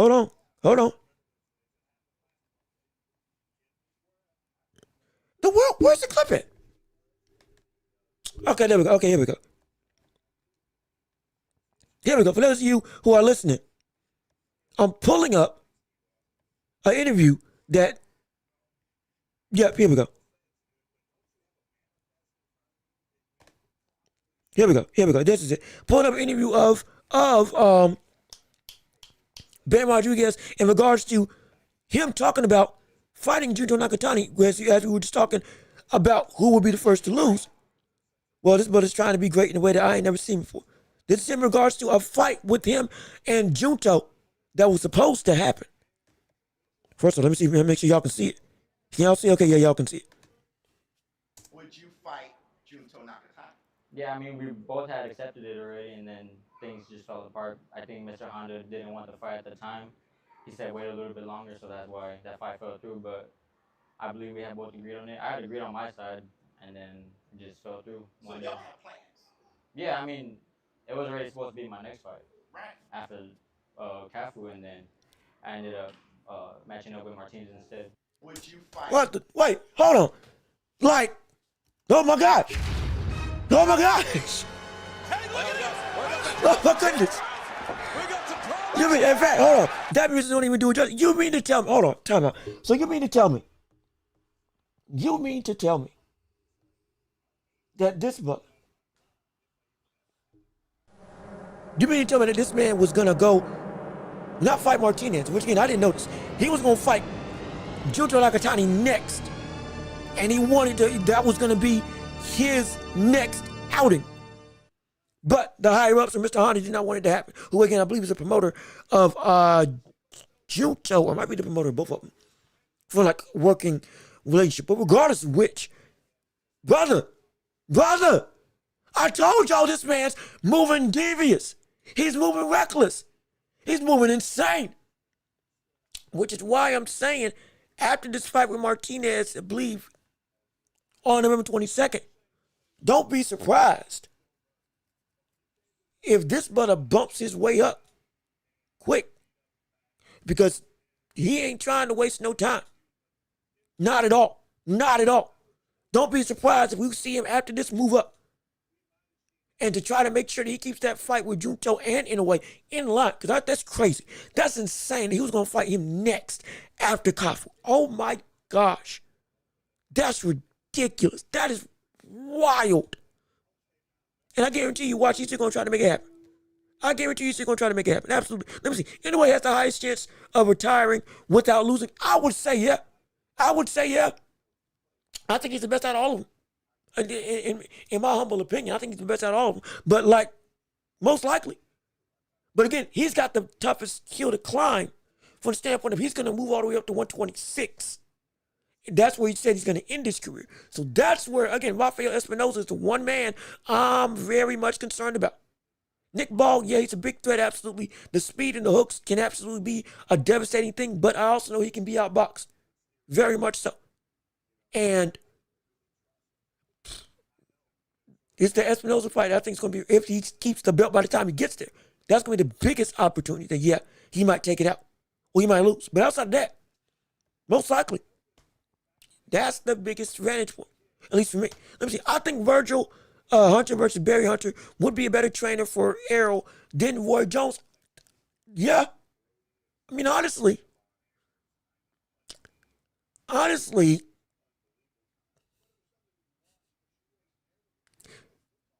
at this point, would he be smart to stray away from what he knows and not get back with Derrick James? Now, I also know, I know that can be very much a problematic thing. I get it. I get it completely. I know the drama behind it. I know the issues behind it. I know yeah, I know. But I don't want it to be that we're teaching Errol Spence new things. Not because he can't learn, but because, brother, at this point, you trying to gain a whole new style or gain a new variation. We haven't seen you in the ring yet against top tier talent that you're already trying to face. I don't know if that's the best bet for you. I don't think that's the best bet for you at all. Is it Virgil Hunter? Barry Hunter? Shoot. I'd say just bite the bullet. Ask Bomac to be your trainer. Hey, I think Bomac and Errol Spence, though, again, rivals turned, respectful foes after the fight. We'll be mad at that. Would it make sense? Probably not. Would I like to see it happen? Yep. I would love to see what Bomac could do with the likes of Errol Spence as a fighter. Just because I would love to see Crawford and Spence become stablemates off of the war that they had. No problem there. And you trying to be better. At this point, I'll take what you can get. That would be me. But I don't think it's gonna be the best. I don't think that Roy's the best decision. Let me see. Brian Norman is looking sharp, very sharp ahead of his fight with Devin Haney. He is, and he's also getting flack for showing up before Bill Haney and Devin Haney got there. Part of the thing is people are saying that because Brian Norman and his dad all showed up later than Devin Haney and Bill Haney to train over there, I believe in Saudi Arabia. Now it's going to be like, oh, everybody's starting to say, y'all ain't really focused. Y'all ain't really trained. We working. We trying to get our stuff together. What you doing? Where you been? All that stuff. All that noise is being used against them right now. I'm not going to lie. All of what we're wrong, but all that noise is being used against them. All that's being used against them. All of it. And as I would be very much inclined to say, I don't think that's going to be a situation that's going to be the time of arrival is the biggest concern. The real issue is going to be, hey, brother, what are you working on to prep? I'm a little bit concerned. Oh, also, speaking of Norman, I finally found a clip of them going through and jawing at each other. So let me go read. But let me see right here. Every boxer should avoid Roy as a trainer. No disrespect. The only boxer that I would want to train with Roy Jones Jr. would be Boots Ennis. That's the only one. That's the only one. That's the only one. That's the only, as a trainer, that's the only brother. That's the only brother I would want to get trained by Roy as a stylistic boxer, because he can actually do some of the things that Roy tells his own fighters to do. Again, he knows the game incredibly well, but his fighters are what his fighters are doing emulate Roy, and they can't emulate him. The closest person that can actually do it is Boots. That's it. That's it. And like that. I don't think anybody else. I would stay away unless you can actually show, okay, I can do the things that he's telling me to do, and in the fashion that he's telling me to do it, because he's telling me to do it like him. And nobody is Roy Jones Jr. I don't care. Nobody is Roy Jones Jr. But you got to have an inkling of semblance to even be able to register that you can fight like that. And it ain't few people in the world.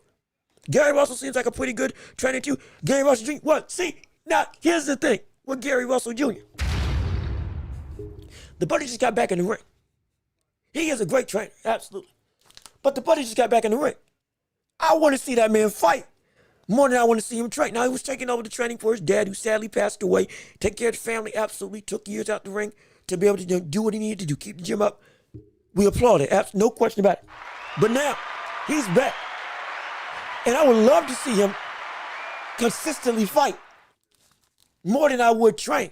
Because that's a great talent, man. That boy is a phenomenal talent. That's a man.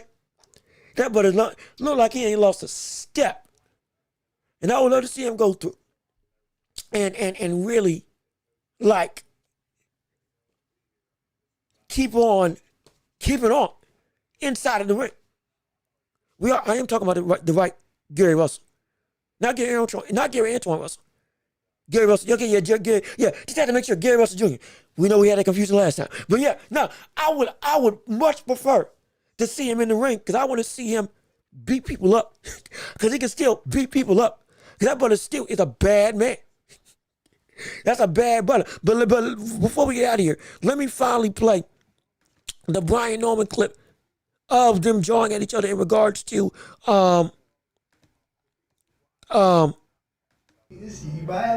in regards to both of them, or Norman telling Haney that Haney, you keep on using Floyd Mayweather's lines, as you can see right here.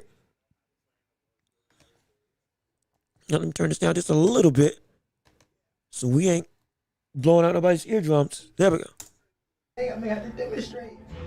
Violate, I'm gonna demonstrate. Well, stop trying to let flow, but you trying to violate, steal quotes and stuff. You trying to steal quotes, brother. You violate, I'm gonna demonstrate. I want y'all to play them tapes back. You already know what I say. You violate, not demonstrate. You trying to steal Floyd whole flow. Real quick, bro. You can't sit here trying to take everything that man did and just run it. Run your own play, brother. You know what I'm saying?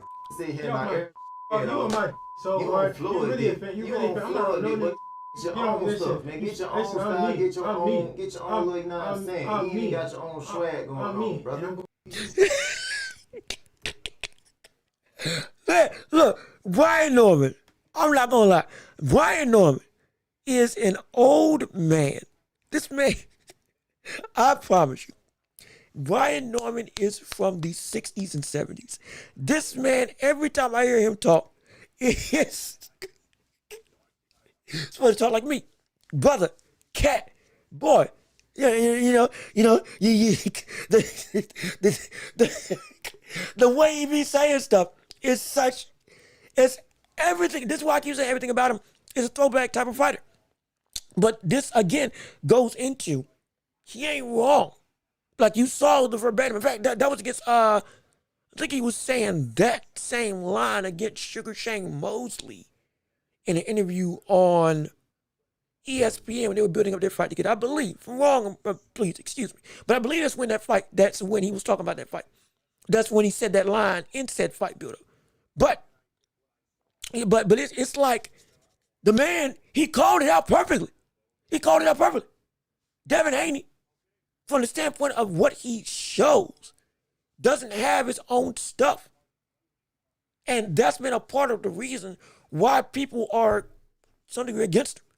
Not just because of not just because of his dad, which is a factor. Not just because of they say he can't punch and all that stuff. Absolutely. Not just because he's willingly said it verbatim.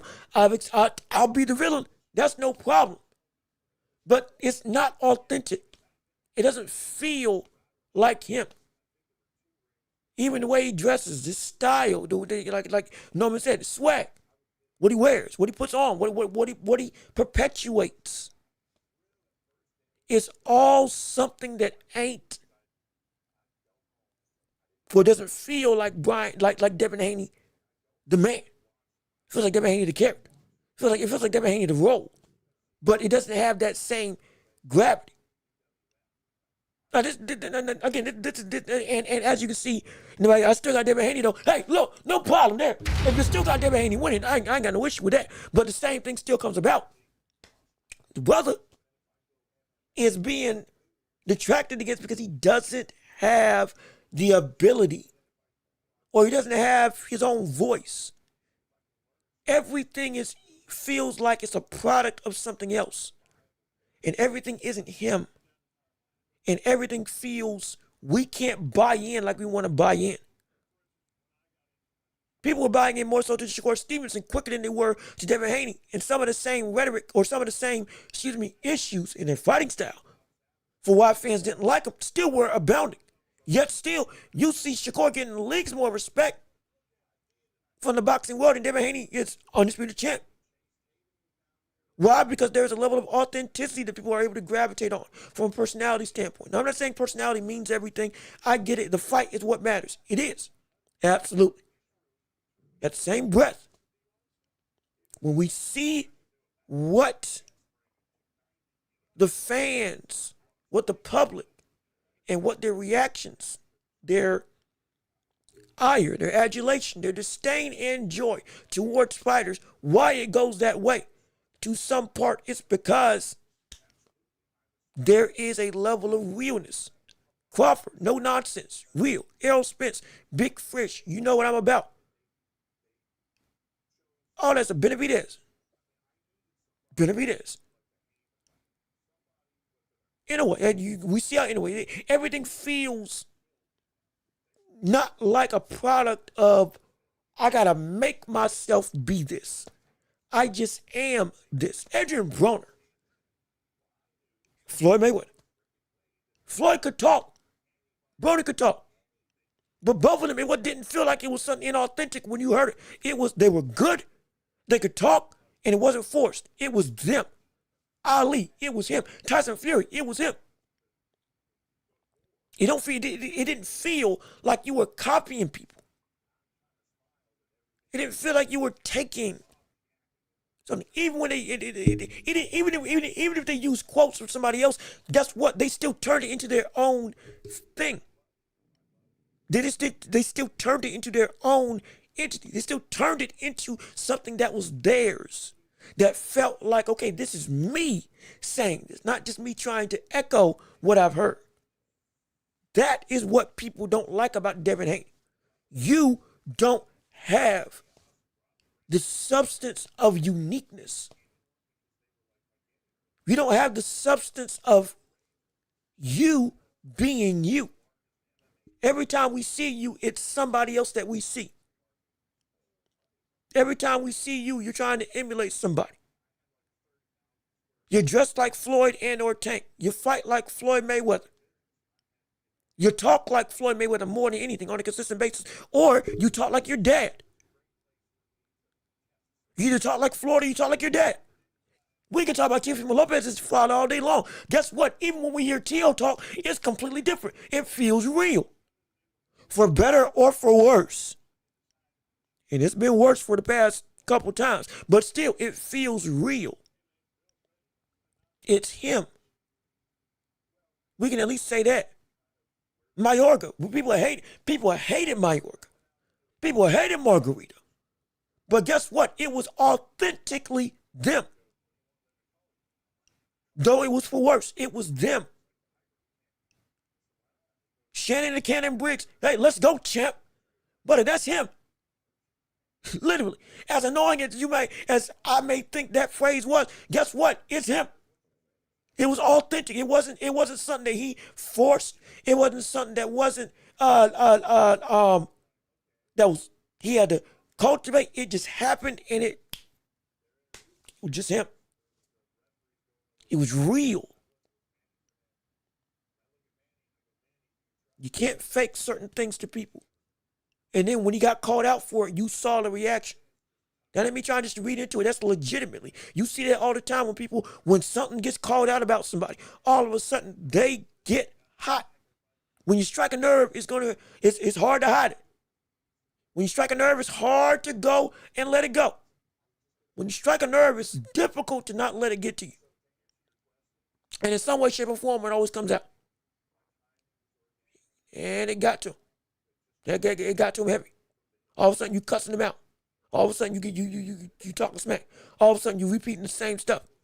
All of a sudden, you trying to talk louder. When somebody says something that legitimately, we look at the track record. Yes, that's true. That is you. If he can keep latching on, if Brian Norman keeps on hitting that nerve, I don't care how much Devin Haney may try to talk. It's going to get to him up here. And up here, this will be the last thing before we get out of here. Up here is the most dangerous place that Devin Haney can lose a fight. Because right now, we have all been saying, well, I won't say we, I've been saying, Devin Haney is still in a fragile state of mind because of, one, the fight with Ryan Garcia. Two, the rhetoric surrounding him after the fight with Ryan Garcia and him suing. Three, the game plan that his father made to further make it so that in the return fight, he didn't get touched because he didn't want to ruin the money and he didn't want people clowning him. Further delving into the insecurity of Devin Haney being like, I can't get caught lest I'm going to be made fun of and lest I'm going to be hurt. Further implicating that he can't trust his chin. Further implicating that he's scared of power. Further implicating that he can't fight like the real Devin Haney. All of that can come to a head in this fight with Brian Norman. And if Brian Norman keeps on chipping away at the mental battle and winning it in this way, by literally just being him and being as deliberate to call stuff out like he's been on the, what's the term? On the mask of Devin Haney. And Devin Haney keeps getting hot like this. Yeah, mark my words. Devin Haney's going to be in a world of trouble because Devin Haney would have lost the fight up here. Now you're trying to fight against what? I'm not a copycat. I'm not Floyd. I'm Devin Haney. I'm great. What you mean I can't do my own thing? I'm gonna do my own thing. I'm gonna fight I'm gonna fight like I fight. I'm gonna fight like you. If you think I'm a copycat, I'm gonna fight like you and beat you at your own game. And then next thing you know, 1, 2, 3, 4, 5. Ref waves the fight off. You got knocked out. Because you got goaded. You got beat before the fight happened. You got beat. You got played. You got drawn in trying to prove a point wrong. Roberto Duran against Sugar Ray Leonard, which made one of the greatest fights in boxing history in that first fight. He beat Sugar Ray Leonard outside the ring. He beat him. You know why? Because he got him upset to beat me at my own game. He didn't box with Roberto Duran, even though again, they did box, but it was a fight. It went into a fight, not just a boxing match. It was a fight. Sugar Ray Leonard wanted to prove a point, and he went into a fight with Roberto Duran. He didn't go into the box with him. He didn't go in there that if it gets to that point, I'll scrap my way out. I'm going in there to fight you and to put you down. And he got beat because he played Duran's game. He almost beat him. It was a great play. It was a great display. And he showed he can keep up with them. And he showed how great he really was in terms of Sugar Ray Leonard. But he got beat. He got beat. It's not bad because the fight was an all-time classic. We don't disrespect that loss at all. But he got beat because he willingly went and played his own game. Or he willingly went and played Duran's game because Duran talked him out of what he does best. To make him prove a point. Shut him up. And that is what can happen to Devin Haney. And with all due respect, Devin Haney ain't nearly as mentally locked in like Sugar Ray Leonard. Very few are. Almost nobody is. Because that is greatness. That's greatness. That barely anybody's been able to propagate. So you better be very careful. Because if Devin Haney gets goaded into this type of game, and he gets talked up into this type of way, he'll get talked out of what he needs to do to win. And I guarantee you he's going to lose. I guarantee you. What? He'll lose. I guarantee you he'll lose. Absolutely. Devin Haney's a copycat. Yeah, that's what Norman called him out on. We need Norman to win. Hey, look, I'm going to say this. If Norman won, that would set up a litany of other phenomenal fights. No question. I'm not going to say I think he's going to win. This is going to be a fight that's going to make Devin Haney either evolve or be like, hey, this is what you are. So we're gonna find out. We're gonna find out. We need Norman to win so we get a unique character. Yeah, I mean that would be great. This type of fighter getting elevated up. Oh my gosh, that would be phenomenal. He's a ratings draw. He's funny. He's clever. He's quick. He's got a little bit of that southern that I'm from down south. I don't know where he's from, but I'm from down south. He got a little bit of down south in him. And the way he goes about his stuff, it's an old school level type of person, which is cool, which is great, which is fun. That's great for boxing. No, it is. Absolutely it is. How do you say Eubanks versus Conor Ben 2 going? I got Eubanks winning this time. Again, I'm going with Eubanks winning again. I'm going with them winning again. I just don't know whether or not it's going to be closer. I'm leaning towards it. It's leaning towards going. Oh gosh, shoot! Dang it! I'm trying. See, now I'm starting to reconsider. Because, like you say here, I've seen the shape Conor Ben's in. I've seen the shape that Conor Ben has really dedicated himself to get ready for this fight. I know for a fact he is not going to be the same brother that like he was in that first fight. I know that for a fact. Golly, but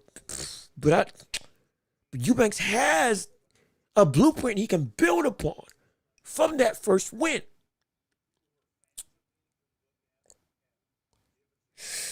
You know what? I'm going to stick with it. I got Eubanks winning. I'm going to stay with Eubanks winning. I got him winning. I'm going to stay with him winning. I retract my last statement. It's going to be closer than the first fight. I retract my last statement. It's going to be closer, not worse. It's going to be closer than the first fight. It's going to be closer than the first fight. But I got Eubanks eking it out. Shoot, that's going to be tough. But I'm going to tell you this, though. If we do actually see Conor Ben knock him down, he wins that fight. If we do see Conor Ben get to a point where he's actually not just hurting, but knocking down Eubanks, he wins this fight. That's the biggest thing. Eubanks had openings, or he had chances to put Eubanks down because he had him hurt multiple times. He just couldn't get it. But if he gets it this time, because I guarantee you it's still going to be a firefight.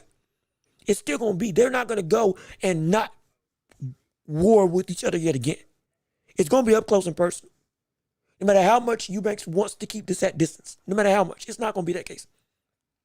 I'm telling you right now, if Conor Ben gets to those same situations where he's getting and rocking Eubanks, I don't think he's going to let it go this time. And those can be the things, those can be the situations that turn this whole fight on its head. I have Eubanks winning, but boy, I know, quick, well and good, that just like that, something can pop off. And if he gets these knockdowns this time around, that he wasn't able to get the first time, this fight goes in another direction. Let me see. This will be the last question before we go on and get on out of here because we're getting up on 3 hours and 30 minutes. This is going to be the last question. Then we're going to go and wrap it up and send this show on home and get ready for Thursday. Absolutely. Let me see. Al Booger, I got Eubanks. Well, I'm with you, but I'm hesitant. I'm with you, but man, I'm hesitant. Let me see. What do you think about Joshua possibly returning at the end of the year? He's got a fight, I believe, in Africa that's being talked about, that is being looked at as, I don't know who the opponent is, but most likely it's going to be a fight that again gets him back in the saddle off of the loss to Daniel Dubois. Now, who that will be, I don't know. Will it be a bum? I dare say no. And I would think you would put it there because of the fact that you need somebody to get him in his fight, get his fight back up. But at the same vein, most likely he ain't gonna take lesser competition. Because he understands I don't have time to waste. I'm 36 years old. So, like, am I excited? Sure.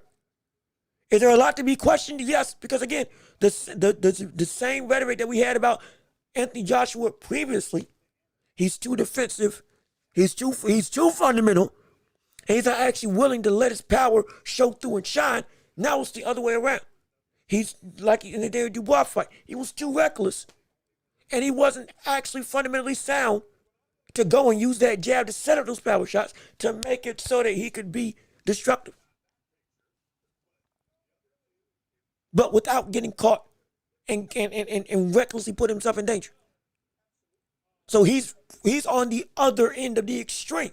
He's too offensive now, and he lacked the defensive caliber and the fundamentals that he had when he got beat by Ruiz and was scared to get hit. Before the Ruiz fight, he was the most well-rounded fighter in the heavyweight division at that point in time. I said that all the time, and it still was true. And then after the Ruiz fight, he went and changed his whole style. Worked to get back to confidence in its chin. And then afterwards, he went reckless abandon. And now he's back on the other end. You got to get back to defensively soundness. I don't know what it's going to be when he comes back. But he's got to show it. He's got to do something. It's got to be something effective.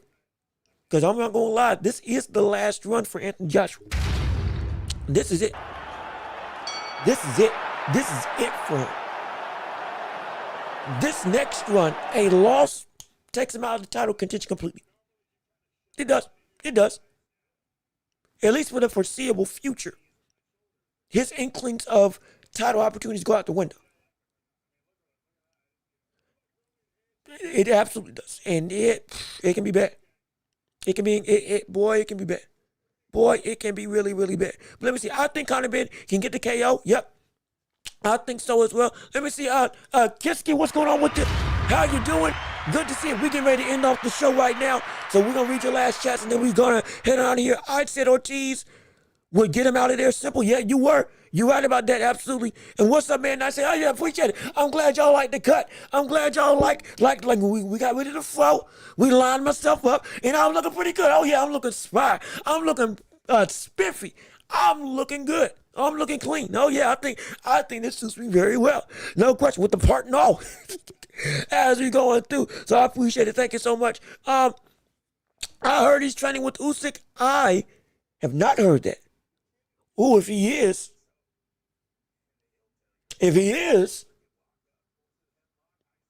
that's good. If he is, that's good. Right now, go into enemy territory and learn from what makes the person who beat you so great, and apply it, because you're gonna need it. Because again, like I said, it's your last run. If this is true, and again, I'll confirm it later on. But if this is true, great, because you need something different. You need something different. Because right now, whatever you got, it hasn't been working. It just hasn't. Or it's worked up to a point. You got to go and make a move by any means necessary. Johnny Fisher trained with the brother who knocked him out to learn, okay, what the world was it that got me beat? Anthony Joshua doing the same thing, which I love. And so we're going to see what happens when he returns to Africa. Either late this year or early next year. It's going to be exciting to see. But again, it's his last shot. It's his last shot at running the world title. Because if he loses at any given point, at this point on, up in smoke. Done. And it's over. But with all that being said, we're going to wrap the show up and get on out of here. And it's been a phenomenal time, but we got to go. So with all of that being said, this has been another episode of The Watchable with me, your host, Jean Welch. We appreciate you tuning in and listening to the show with us on today. Like I said, if you like this show and you want to keep on supporting what we got and what we got going on, we got Cash App, PayPal, links down below in the description. While waiting on YouTube to get our monetization request processed, once they come in and get everything done, we good to go, and we rolling the dough. Absolutely. But if you can give anything, we'll do, and I would love it, and we appreciate it so much to help invest back into the show. Leave your thoughts and opinions on what you liked or didn't like about the show. Thank you to everybody who tuned in to today's episode. It means the world to me. Pound for pound to our top chatters for today. Number 5 was Teddy Burkshot. Number 4, Definity Judge. Rounding out the top 3 was T Jesus X. Number 2 was Xbox. And number 1 was Amin Rhoda as your new pound for pound reigning chatter for today's episode. We appreciate all of you. Congratulations to Amin. Will you be able to retain it next week? Come back and we're going to find out. Absolutely. But again, it's been a phenomenal show with you all. Be sure to leave a like on the stream before you get on out of here. Comment your thoughts. I already say comment your thoughts and opinions. Subscribe to the channel. Come on and join the Empire. And please be sure to hit the notification bell and share the show with everybody that you know so we can keep on building up this empire together. It's been so great with you all. We're going to be back to see you all on Thursday. I've been Jean-Luc Welch. Y'all have been wonderful. Peace and love. We are out of here. Yes, sir. We're going to see you all a day from now. Thursday, same time, same place, same channel. Be safe. Be blessed. And again, peace and love. We out.